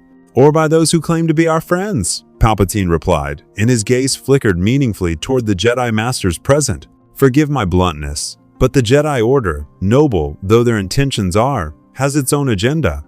They serve the Force first, the Republic second. A being of your unique capabilities could be seen as a valuable asset to their cause." Windu's jaw tightened, but he remained silent. The political games between Chancellor and Council were complex, and any misstep could have consequences far beyond this conversation. "I serve no cause but my own," Kratos said. "The Jedi have offered to help me return to my home realm. Beyond that, I have no allegiance to your Republic, your Separatists, or any faction in your war." "A refreshingly honest position," Palpatine said, moving to the window to gaze out at the cityscape. "But honesty alone won't protect you, I'm afraid. Count Dooku's attack on the temple was just the beginning. Word of your duel with him is spreading through intelligence networks across the galaxy. Bounty hunters, mercenaries, Separatist agents, they'll all be seeking you now, either to claim the reward the Confederacy will undoubtedly place on your head, or to eliminate you before you can be turned against them." "Let them come," Kratos said with cold certainty. "I have faced worse than hired killers." Palpatine turned back, his expression grave. "I don't doubt your combat prowess, but this is a different kind of war than what you're accustomed to. Assassins with molecular disruptors, orbital bombardments, poison gas attacks, the methods employed in galactic warfare go far beyond blade and bow." "And what would you have me do, Chancellor?" Kratos asked, sensing the true purpose of this visit approaching. "I would have you consider protection beyond what the Jedi can offer," Palpatine said smoothly. "The Republic military, under my direct command, could provide security that doesn't rely on mystical force powers you're immune to anyway. Safe facilities where you could wait out the research period without constant threat of attack. Comfortable accommodations befitting a warrior of your stature." "A gilded cage," Kratos translated. "A secure facility," Palpatine corrected. "The difference is significant." Kratos stepped forward, and despite being surrounded by Jedi and guards, despite standing before the most powerful political figure in the galaxy, his presence filled the chamber with barely contained threat. "I have been imprisoned before, Chancellor, by gods who believed they could control what they did not understand. I broke those chains and painted divine halls with the blood of my captors. Your republic, powerful as it may be, is still just a collection of mortals playing at governance. Do not mistake your political authority for actual power over me." The temperature in the room seemed to drop. Palpatine's grandfatherly expression didn't change, but something in his eyes sharpened a predator recognizing genuine danger rather than potential prey. "I see," Palpatine said quietly. "Then perhaps we can reach a different arrangement. The Republic has resources the Jedi lack: rare materials, advanced technology, scientists whose expertise extends beyond Force mysticism. If you truly wish to return home quickly, cooperating with Republic research efforts rather than limiting yourself to Jedi studies might accelerate the process considerably." It was a reasonable suggestion, delivered with perfect political acumen, and Kratos recognized it immediately for what it was: an attempt to divide him from the Jedi, to create dependency on Republic resources, and ultimately to bring him under Palpatine's control through bureaucratic means rather than direct force. "I will consider it," Kratos said, giving nothing away. Palpatine smiled, a politician's smile, calculated and meaningless. "That's all I ask. The Republic serves all its citizens, Kratos, even those who arrive from other realities. My door is always open, should you need assistance the Jedi cannot provide." The Chancellor departed with the same dignified bearing he'd arrived with, his red guards falling into step behind him. But as he crossed the threshold, Kratos could have sworn he saw Palpatine's smile twist into something else, something hungry and ancient, and utterly at odds with the grandfatherly politician facade. When the door sealed, Mace Windu let out a breath he'd been holding. That was either very brave or very foolish, speaking to the Supreme Chancellor that way. "He is not what he appears," Kratos said flatly. "I have stood before gods wearing mortal masks. I know deception when I see it." "The Chancellor has his flaws," Obi-Wan admitted carefully. "But he's held the Republic together through the worst crisis in galactic history. Without his leadership, you might not be in this crisis at all," Kratos interrupted. "Men like that create the very problems they claim to solve. It gives them power, justification for accumulating more authority." The Jedi had no answer to that. Because deep down, in places they didn't speak of, even to each other, they wondered the same thing. 3 days after Palpatine's visit, the Temple received intelligence that changed everything. A Separatist battle station, a massive orbital weapons platform capable of destroying entire cities, had been detected in the Outer Rim, positioned above a densely populated Republic world called Ren Var. The station was operational and charging its primary weapon. Evacuation was impossible. Millions would die unless the Jedi could neutralize the threat. The Council convened an emergency session. Kratos attended, not as a participant, but as an observer, standing near the back of the chamber while the Masters debated strategy. The holographic display showed the battle station in brutal detail, a kilometers-wide construct bristling with turbo-laser batteries, shield generators, and the massive focusing array of its planet-killer weapon. A direct assault would be suicide, Mace Windu stated grimly. The station's shields can withstand concentrated fire from an entire Republic fleet. By the time we broke through, Renvar's capital cities would be ash. Infiltration, perhaps, Obi-Wan suggested. A small strike team could board the station, disable the weapon from within. Count Dooku will be expecting that. Ki Adi Mundi countered. After his encounter here, he'll have tripled security and station force users throughout the facility. Any Jedi team we send will be detected immediately. The debate continued, each strategy dissected and found wanting.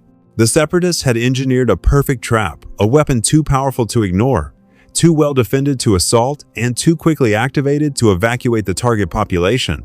Millions of lives hung in the balance, and the Jedi had no answer. Kratos listened to it all with growing frustration. These were brilliant tactical minds, warriors and strategists who had fought across the galaxy, yet they were trapped by the limitations of their own abilities. The Force gave them great power, but it also made them predictable. Dooku knew how Jedi thought, how they fought, and he'd prepared accordingly. "You're wasting time," Kratos said finally, his voice cutting through the debate. The council chamber fell silent. Every Jedi turned to look at the Ghost of Sparta, some with irritation at the interruption, others with curiosity. "The answer is obvious," Kratos continued, moving forward into the chamber's center.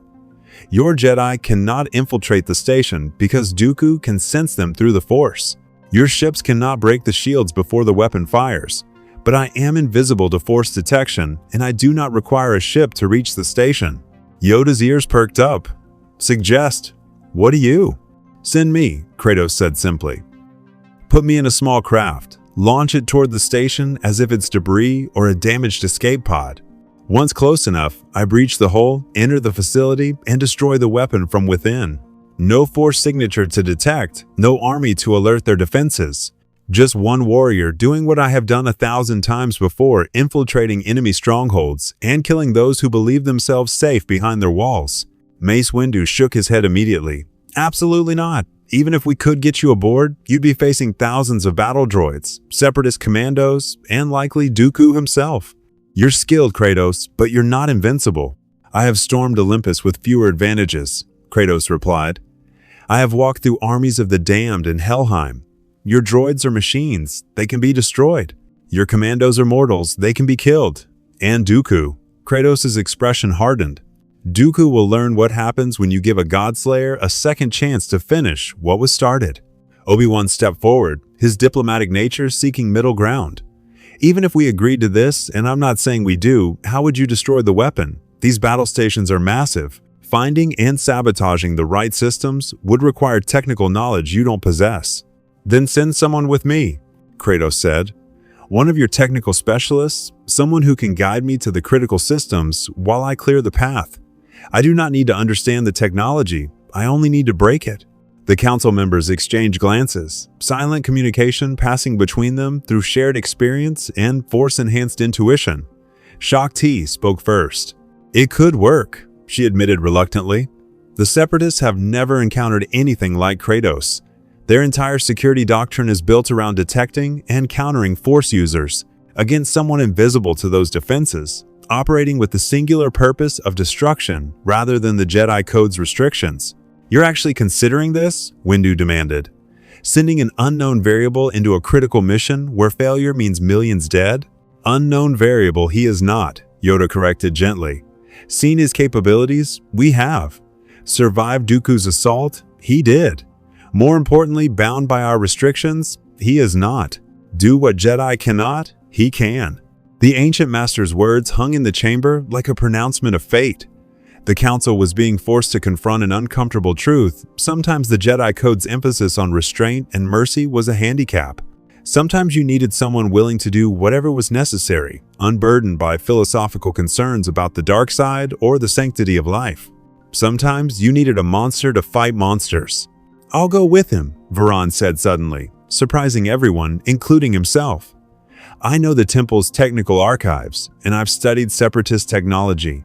I can identify the weapon's critical systems and guide Kratos to them." "Master Thul, you realize this is likely a one-way mission," Obi-Wan said quietly. "Even if you succeed in disabling the weapon, escape from a station full of alerted Separatist forces would be nearly impossible." "Then it's fortunate I'll have Kratos with me," Varan replied with more confidence than he felt. "I've seen what he can do when properly motivated. If anyone can fight their way out of an impossible situation, it's him." Kratos looked at the Notolan Jedi with something approaching respect. "You would risk your life on my behalf?" "I'd risk my life to save millions of innocents," Varan corrected. "That you're the best tool for the job is simply fortunate timing."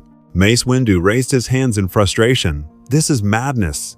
We're seriously considering sending a displaced warrior and one Jedi Knight to assault a battle station that would require an entire fleet to destroy conventionally?" "Yes," Yoda said with finality. "Because conventional approaches, we have none. Trust in the Force, we must. And perhaps the Force brought Kratos here for exactly this purpose." The vote was close, 6 in favor, 5 opposed, with Yoda casting the deciding ballot. Within the hour, preparations began.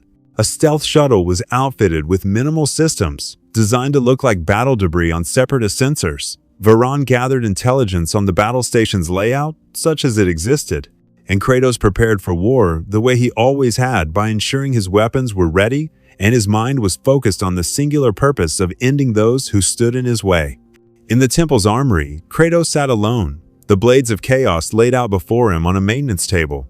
He ran his scarred hands along the chains, checking each link for weakness, ensuring the divine metal hadn't been compromised by its journey between realities. The blades themselves gleamed in the armory's light, their edges sharp enough to cut through fate itself. The door opened. Kratos didn't turn, but he recognized Obi-Wan's footsteps. "I wanted to speak with you before you departed," the Jedi Master said, moving to stand beside the table. His eyes fell on the blades of chaos, and even he, experienced in countless forms of weaponry, could sense something profoundly wrong about them. They were weapons that shouldn't exist, forged for purposes that violated natural law. "Then speak," Kratos said without looking up. "This mission, it's everything the Jedi Code warns against. Sending warriors into a situation where killing is not just acceptable, but necessary. Relying on violence rather than diplomacy. Treating sentient beings as obstacles to be eliminated rather than souls to be redeemed." Obi-Wan paused. "And yet, I find myself hoping you succeed through exactly those means we're taught to reject." "Your code is a luxury," Kratos said, his hands still working on the chain links. "It serves you well in times of peace, when there's room for mercy and reflection. But you are at war, Jedi, and in war, the side willing to do whatever is necessary usually prevails. Your Dooku understands this. He left your order because he recognized that your restrictions made you weak. Is that what you believe? That the willingness to kill without restraint is strength?" Kratos finally looked up, his amber eyes meeting Obi-Wan's blue ones. "I believe that strength is the will to do what must be done, even when it costs you everything you are. I killed the gods not because I wanted to, but because they left me no choice. Every divine life I ended took something from me, my humanity, my peace, my hope of ever being anything but what they made me. But I did it anyway, because the alternative was to let tyranny stand." "And after you'd killed them all?" Obi-Wan asked. "After Olympus and Asgard lay in ruins and every god who'd wronged you was dead, what then? Did you find peace?" Kratos was silent for a long moment. "No," he admitted finally. "I found only the knowledge that I had become the very monster I sought to destroy. The gods were tyrants, yes, but I ended them with such fury, such totality, that I became something worse, a force of pure destruction that couldn't stop even when every enemy was dead." He stood, picking up the blades of chaos and securing them to his forearms. The chains rattled as they settled into their familiar position. "So why do this?" Obi-Wan pressed. "Why risk yourself for a galaxy that isn't yours, for people you'll never see again once you return home?" "Because I recognize the pattern," Kratos said. "A war orchestrated by those who benefit from endless conflict. Millions suffering while power-hungry lords play games with their lives. I have seen this before, Jedi. And while I cannot fix your galaxy, I can remove one weapon aimed at innocence. That, at least, is something I understand how to do." The Leviathan axe came next, its crystalline surface gleaming as Kratos checked the mystical bond that allowed it to return to his hand. Satisfied, he maglocked it to his back and turned to face Obi-Wan fully. "Your counsel is right to fear me," Kratos continued. "I am everything the Jedi Code warns against, violent, unrestrained, powered by rage that has burned for millennia. But you are also right to use me, because tomorrow, when I stand on that battle station surrounded by those who would kill millions for strategic advantage, I will do what your Jedi cannot. I will show them what true wrath looks like." Obi-Wan nodded slowly, accepting the truth of it.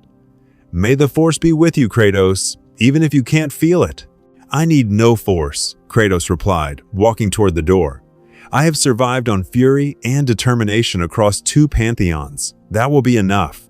As Kratos left the armory, heading toward the hangar where Varan waited with their stealth shuttle, Obi-Wan stood alone among racks of weapons that had served the Jedi for generations. Lightsabers, training staffs, ancient blades from forgotten wars, all of them civilized weapons for a more elegant age. And now they were sending something far older and far more terrible to do what civilization could not. The stealth shuttle drifted through the void like a piece of battlefield debris, its systems running on minimal power to avoid detection. Through the viewport, Kratos could see the Separatist battle station growing larger, a massive construct of angular metal and weapons arrays that hung in orbit above Renvar like a mechanical moon. Lights glittered across its surface, marking hangar bays, shield generators, and the ominous focusing array of the planet killer weapon at its core. Varan sat at the pilot controls, his hands steady despite the fear Kratos could sense radiating from the Jedi. They'd passed through the outer perimeter undetected, the shuttle's damaged appearance and lack of engine signature allowing them to drift closer on what appeared to be a ballistic trajectory from an earlier skirmish. 2 minutes until we're in range, Varan said quietly, as if speaking too loudly might alert distant sensors. I'll angle us toward that damaged section on the lower hull. Looks like it took fire during construction or a recent battle.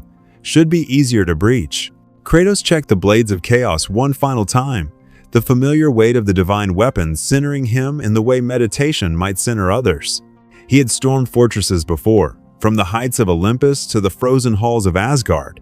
This metal construct, for all its size and technology, was just another obstacle between him and his objective. Once we're inside, how long to reach the weapon's core? Kratos asked. Varan pulled up a holographic schematic of the station, incomplete, based on Republic intelligence and guesswork, but better than nothing. If the layout matches what we expect, maybe 20 minutes if we move fast and encounter minimal resistance. But Kratos, the Jedi hesitated. We won't encounter minimal resistance. The moment we breach, alarms will trigger.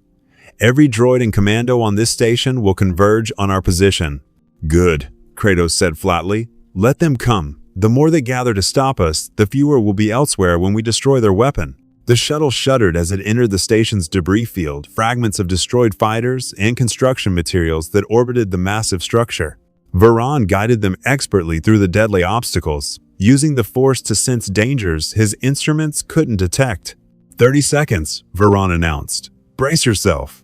Kratos stood, moving to the shuttle's emergency airlock. The plan was simple: get close enough to the damaged hull section, breach the outer door manually, and exit before the shuttle drifted away or was destroyed by automated defenses.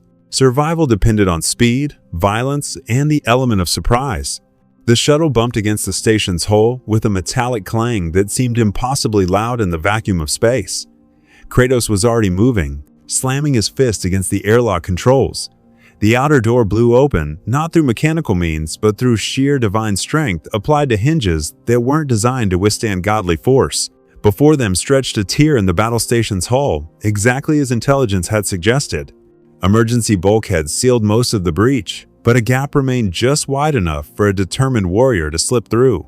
Kratos went first, the blades of chaos finding purchase on jagged metal as he pulled himself into the station's interior. Varan followed, using the Force to enhance his movements, and together they dropped into a darkened corridor that ran along the station's outer ring. Gravity reasserted itself, artificial but functional. Emergency lighting cast everything in shades of red, and in the distance, the sound of mechanical footsteps announced that their arrival had not gone unnoticed. Battle droids, Varan confirmed, igniting his lightsaber. The green blade hummed to life, providing additional illumination. At least a dozen, maybe more. Good, Kratos repeated, and charged. The first wave of droids rounded the corridor corner in perfect formation. B-2 super battle droids, their heavy armor and wrist-mounted blasters designed to shred flesh and light cover alike. They opened fire immediately, crimson bolts of energy filling the corridor in a storm of lethal firepower. Kratos didn't slow. He'd faced divine lightning and lived. Blaster fire was merely annoying. Bolts struck his armor and bare flesh, burning, scorching, but failing to stop his momentum. The blades of chaos lashed out, their chains allowing attacks from impossible angles.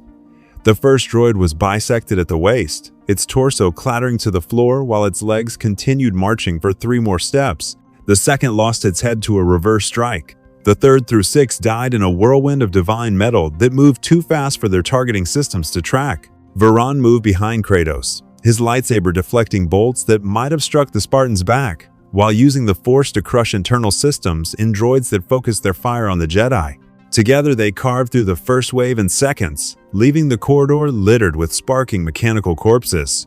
The central shaft should be this way, Varan said, consulting his datapad between deflecting blaster fire from the second wave now approaching. 3 levels down, then across the reactor section to the weapon core. They moved through the station like a storm of calculated destruction. Kratos led, an unstoppable force that shattered battle droids and tore through blast doors with raw strength. Varan followed, providing tactical guidance and covering their flanks with precision lightsaber work. The Separatist forces responded exactly as predicted, converging from all directions, throwing waves of droids and commando units at the intruders in increasingly desperate attempts to slow their advance. Nothing worked. In a reactor chamber the size of a small city block, Kratos faced a full battalion of droids, hundreds of units ranging from basic B-1S to massive droideka destroyers with their shield generators and twin blasters. They formed a wall of metal and firepower that should have been insurmountable. Kratos drew the Leviathan axe. The crystalline blade sang as it left his back, and he hurled it with the same force that had killed gods. The weapon flew in a spinning arc across the chamber, trailing frost in its wake. Every droid it passed froze solid, not merely cooled, but flash frozen to temperatures that made their metal brittle as glass. The axe struck a support column on the far side of the chamber, embedding itself deep in reinforced durasteel. Then Kratos recalled it. The Leviathan axe tore back across the chamber, returning to its master's hand through mystical bonds that transcended this galaxy's laws. Its return path carved through frozen droids, shattering them into fragments of ice and metal. In 10 seconds, the battalion was reduced to debris, and the path forward lay open. "By the Force," Varan whispered, staring at the devastation. "I've never seen anything like that." "You've never seen a god die," Kratos replied, already moving toward the corridor that led to the weapon core. That was merely efficiency. They descended deeper into the station, and with each level, the resistance grew more desperate. Commando droids with enhanced programming, destroyer droids with overlapping shield arrays, even a pair of Magna Guards, elite droids that had been trained specifically to combat Jedi. Kratos killed them all. The Blades of Chaos became extensions of his will, carving through metal and circuitry with the same ease they'd once carved through divine flesh. His combat style was brutal, efficiency, no wasted movement, no mercy, no hesitation. He fought the way Spartans had fought for millennia, augmented by divine power and refined through the deaths of two pantheons. Finally, they reached it, the weapon core, a massive chamber dominated by a focusing array the size of a cruiser. Energy crackled through massive conduits, building toward the critical threshold that would unleash destruction on the planet below. Technical readouts on surrounding consoles showed the charge at 93%. In 7 minutes, millions would die. There, Varan pointed to a cluster of control stations surrounded by energy shields and protected by the last defensive line, 20 elite commando droids and a pair of destroyer droids, positioned to create a kill zone around the critical commando. "If we can overload those main conduits, the feedback will destroy the weapon before it can fire." "Then that is what we shall do," Kratos said, "and attack the final defenders." The battle was brief and brutal. Destroyer droids' shields held for exactly 4 strikes from the Blades of Chaos before shattering. Commando droids, for all their enhanced programming, couldn't track a warrior who'd fought beings that moved faster than thought. In 90 seconds, the last defender fell, its torso cleaved in half by a strike that would have split mountains. Varan ran to the control stations, his fingers flying across alien interfaces as he desperately searched for the overload sequence. "I need 3 minutes, maybe less if I can bypass the safety protocols." "You have however long it takes," Kratos said, positioning himself between Varan and the chamber's entrance. The alarms were screaming now, the entire station aware that intruders had reached the weapon core. Reinforcements would be coming dozens, hundreds, however many it took to stop them. They came. Battle droids poured through the entrance like a metal tide, their blasters filling the chamber with energy fire. Kratos met them in the doorway itself, turning the narrow passage into a killing field where numbers meant nothing and individual skill meant everything. The Blades of Chaos became a barrier of divine metal, each strike destroying multiple droids, the chains allowing him to attack targets on opposite sides of the corridor simultaneously. Behind him, Varan worked frantically at the controls, sweat beading on his forehead despite the chamber's climate control. "Almost there, just need to reroute the primary feed." A new presence entered the battle. Kratos felt it before seeing it, the same predatory awareness that had warned him in the council chamber. Count Dooku strode through the tide of droids like a lord among servants, his curved lightsaber igniting with crimson light. "I should have killed you when I had the chance," Dooku said, his aristocratic composure restored despite the chaos surrounding them. "A mistake I intend to correct." Kratos turned to face the Sith Lord fully, leaving his back exposed to the droid army. It didn't matter. Varan's lightsaber flashed behind him, protecting the Jedi while he worked, buying precious seconds. "You had your chance," Kratos replied. "Now I have mine." They clashed in the center of the weapon core, lightsaber meeting Blades of Chaos in a rematch that would determine whether millions lived or died. Dooku fought with refined elegance, Makashi form perfected through decades of practice. Kratos fought with millennia of violence, distilled into pure efficiency. The Sith Lord was skilled, powerful, and utterly outmatched. Kratos had learned from their first encounter. He knew Dooku's rhythms now, understood how the Sith Lord integrated force powers into his swordplay. When Dooku tried Force Lightning, Kratos was already moving, the Leviathan axe blocking the energy while the blade struck from angles the Sith couldn't defend.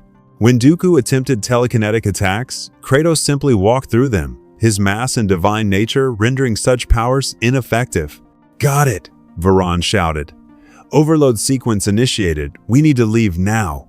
The weapon core's energy readings spiked wildly, alarms reaching a fever pitch as the focusing array began tearing itself apart from contained feedback. The station itself groaned, metal shrieking as structural integrity failed under impossible energies. Dooku's eyes widened in understanding and rage. "You've doomed us all." "No," Kratos said, driving the blades through Dooku's lightsaber guard and forcing the Sith Lord backward. "I've doomed your weapon. We are leaving." He didn't wait to see if Dooku would follow. Kratos grabbed Varan and ran, the Jedi's navigation guiding them through collapsing corridors toward the nearest hangar bay. Behind them, the weapon core erupted in a cascade of explosions that ripped through the station's heart like divine wrath given physical form. They reached a hangar just as the first major detonations reached them. A Separatist shuttle sat abandoned, its crew having fled the disintegrating station.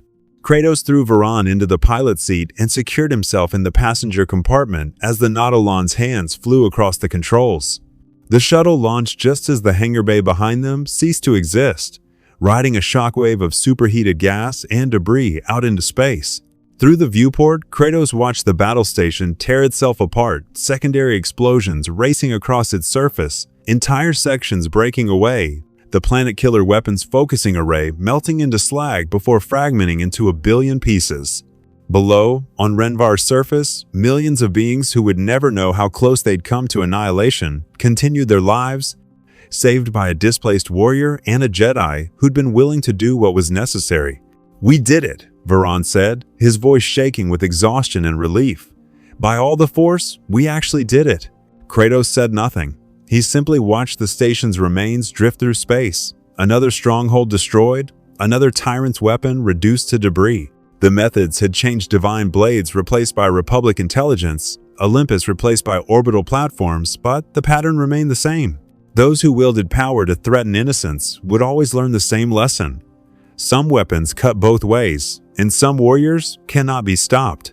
The Ghost of Sparta had walked through one more fire and emerged on the other side, carrying victory written in blood and broken metal. It was, he reflected, exactly what the gods had made him for. The return to Coruscant was triumphant chaos. Republic Holonet broadcast stream footage of the battle station's destruction across every system, and intelligence reports confirmed that millions on Renvar had been saved from certain annihilation. The Jedi Temple received Kratos and Varan as heroes, Masters, Yoda, and Windu personally greeting them on the landing platform, while clone troopers stood at attention in recognition of a mission that military analysts were already calling impossible. But Kratos felt no triumph, only the familiar weight of violence successfully applied to an intractable problem. He had stormed another fortress, killed another army, destroyed another weapon aimed at the innocent. The galaxy was different. The enemies wore different faces, but the fundamental calculus of power and resistance remained unchanged across realities. In the days following their return, the political landscape shifted with tectonic force.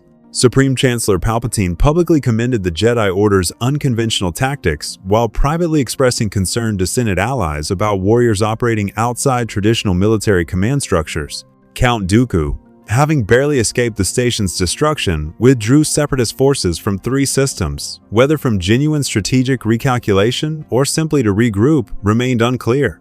And in the Temple's research laboratories, Master Shakti made a breakthrough. "The energy signature from your battle on the station," she explained to Kratos. "Holographic displays showing impossible mathematics and dimensional physics. When you use the Leviathan Axe's freezing abilities in proximity to the station's reactor core, it created a resonance pattern that matched the original rift. We believe we can replicate those conditions artificially." Kratos felt something he hadn't experienced since arriving in this galaxy. Hope. How long? Weeks, not months. Shakti said with cautious optimism. The Republic has agreed to provide the necessary resources, rare kyber crystals, experimental power generators, and the use of a remote facility far from inhabited systems in case the dimensional breach becomes unstable. Chancellor Palpatine himself authorized the project, though his motives for helping you leave remain unclear. He fears what I represent, Kratos said, a power he cannot control or predict. Better to send me home than risk me becoming a variable in whatever games he plays. Shakti didn't contradict him. She'd begun harboring her own doubts about Palpatine's accumulation of emergency powers, though such thoughts were dangerous to voice openly in the current political climate. The weeks passed in a strange rhythm. Kratos trained with Jedi who sought to understand combat divorced from force reliance, sharing techniques refined across millennia in exchange for knowledge of this galaxy's conflicts. He walked Coruscant's upper levels with Varan as his guide, seeing a civilization that had mastered the stars while still struggling with the same corruption and inequality that had plagued every mortal society he'd ever known. And he waited. On the final day, they gathered at a remote research station orbiting an uninhabited system. Kratos, Varan, Shakti, and a skeleton crew of technicians who would operate the dimensional rift generator. The device was massive, a framework of kyber crystals and power conduits that hummed with barely contained energy. At its center, a void-weighted space held open by technological means, ready to be torn wider by the precise application of power that matched Kratos' original arrival. We'll have one chance, Shakti warned. The energy expenditure will drain our generators completely. If this doesn't work, it could be months before we can attempt it again. It will work, Kratos said with the certainty of someone who had defied fate before. He stood before the device, the blades of chaos secured to his forearms, the Leviathan axe maglocked to his back. He looked exactly as he had when he'd first fallen through fire onto Mustafar, a warrior displaced from his proper reality, seeking only to return home. Varan approached, extending his hand in the gesture of farewell Kratos had learned signified respect in this galaxy. It's been an honor, Kratos. Strange as it sounds, I'll miss having a Godslayer around to simplify complicated tactical situations. Kratos clasped the Jedi's forearm in the warrior's grip he knew from his own world. You fight well, for a priest of mystical energy. Protect your younglings, Jedi. This galaxy's wars are not yet finished, and I suspect darker times are coming than even your force can foresee. You sense something? Varan asked, concerned. I have walked in the shadows of divine machinations too long not to recognize the signs, Kratos replied. Your Chancellor, your Sith enemies, the war itself, they are pieces in a larger game, orchestrated by powers that care nothing for those caught in the machinery. I have seen such patterns before, in Olympus and Asgard. They always end in blood and fire. Shakti activated the device. Energy crackled through the kyber crystal array, building toward critical threshold. The void at the center began to tear wider, reality struggling against the unnatural breach being forced through its fabric. Whatever happens, Kratos said, raising his voice above the generator's rising whine. Remember that power wielded without restraint will eventually consume those who wield it. Your Jedi code understands this. Even if your execution is flawed, do not become like those you fight. Do not let the war turn you into the very evil you seek to destroy. The advice came from hard-earned experience, the Ghost of Sparta, speaking to those who might still avoid his path, the cycle of violence that had defined his existence across multiple realities. The rift opened fully, a wound in space-time that showed impossible colors and geometries that hurt to perceive directly. Through it, barely visible, Kratos could see familiar landscapes, the forests of Midgard, the realm he'd fought to protect, the home where his son waited. Without hesitation, without looking back, Kratos walked into the dimensional breach. Energy enveloped him, reality bending and twisting as he transitioned between universes governed by fundamentally different laws. For a moment that lasted both an instant and eternity, he existed in the space between neither here nor there, suspended in the void that connected all possible realities. Then he was through. Kratos emerged in a forest clearing he recognized, the scent of pine and earth replacing Coruscant's recycled air. The rift sealed behind him with a sound like thunder, leaving only scorched ground and the fading echo of impossible energies. He was home. In the research station, orbiting a distant star in a galaxy far, far away, Shakti deactivated the generators and confirmed dimensional stability. The rift had closed cleanly, leaving no permanent damage to either reality's fundamental structure. "Did it work?" Varan asked. "Is he home?" "The energy signature suggests successful transition," Sheikh T replied, studying her instruments. "Whether he arrived at his intended destination or somewhere else in his native reality, we cannot confirm. But he is no longer in our galaxy." Varan nodded, feeling an unexpected sense of loss. In the brief time Kratos had walked among them, the Ghost of Sparta had fundamentally challenged everything the Jedi believed about power, restraint, and the nature of necessary violence. His methods were brutal, his philosophy uncompromising, yet his effectiveness was undeniable. "May the Force be with him," Varan said quietly, "even if he can't feel it." On Coruscant, in the depths of the Senate building, Darth Sidious felt the dimensional breach close and smiled. The anomaly had served its purpose, demonstrating that even beings outside the Force could be manipulated, used, and ultimately disposed of when convenient. The Jedi had revealed their willingness to employ unconventional assets, a weakness Sidious would exploit when the time came. But the Sith Lord had also learned a valuable lesson. Some weapons were too dangerous to claim, some powers too unpredictable to control. Better to send such chaos back to whatever realm spawned it than risk it disrupting carefully laid plans. The Clone Wars continued, grinding through systems and consuming millions of lives in the galaxy's largest conflict in 1,000 years. The Jedi fought with honor and restraint, never quite understanding that their enemy had already won by making them warriors in the first place. And in the shadows, Palpatine's grand design moved toward its inevitable conclusion, the fall of the Jedi Order and the rise of the Empire. But in the forests of Midgard, a father reunited with his son, carrying stories of a galaxy far away, where he'd once again been what the gods had made him, a weapon turned against those who would threaten innocence. Atreus listened to tales of Jedi and Sith, of clone armies and droid battalions, of a war fought across the stars. "Did you make friends there, father?" the boy asked. Kratos considered this. Friends was not a word he used lightly, forged as he was in isolation and divine betrayal. But perhaps in the Jedi who'd trusted him enough to send him into impossible odds, in the researcher who'd worked tirelessly to send him home, in the warrior who'd fought beside him against overwhelming darkness, perhaps there had been something approaching friendship. "I made allies," Kratos answered finally. "In a galaxy that needed warriors more than philosophers, I found those willing to do what was necessary. That is enough." And it was. The Ghost of Sparta had walked through one more fire, survived one more war, and returned home to the life he'd fought so hard to build. The galaxy far, far away would continue its conflicts without him, its heroes and villains playing out dramas he would never witness. But for those who had fought beside Kratos, who had seen what a being forged in divine warfare could accomplish when properly motivated, the memory remained. In the Jedi archives, records were sealed, documenting the Ghost of Sparta, a reminder that the Force, for all its power and mystery, was not the only power that existed in the cosmos. Some warriors needed no mystical energy to change the fate of worlds. Some simply needed rage, determination, and the will to do what others could not. The Clone Wars would end eventually, as all wars do. The Jedi would fall, as Kratos had warned. The galaxy would burn and be reborn under Imperial rule before rebellion sparked hope once more. But none of that concerned the Ghost of Sparta, safe now in his own reality, his brief intersection with a galaxy far, far away complete. He had been summoned by dimensional accident, wielded as a weapon by those desperate enough to use him, and returned home when his purpose was served. It was, in many ways, the story of his entire existence, power beyond mortal ken, applied to impossible situations, leaving only questions and legends in his wake.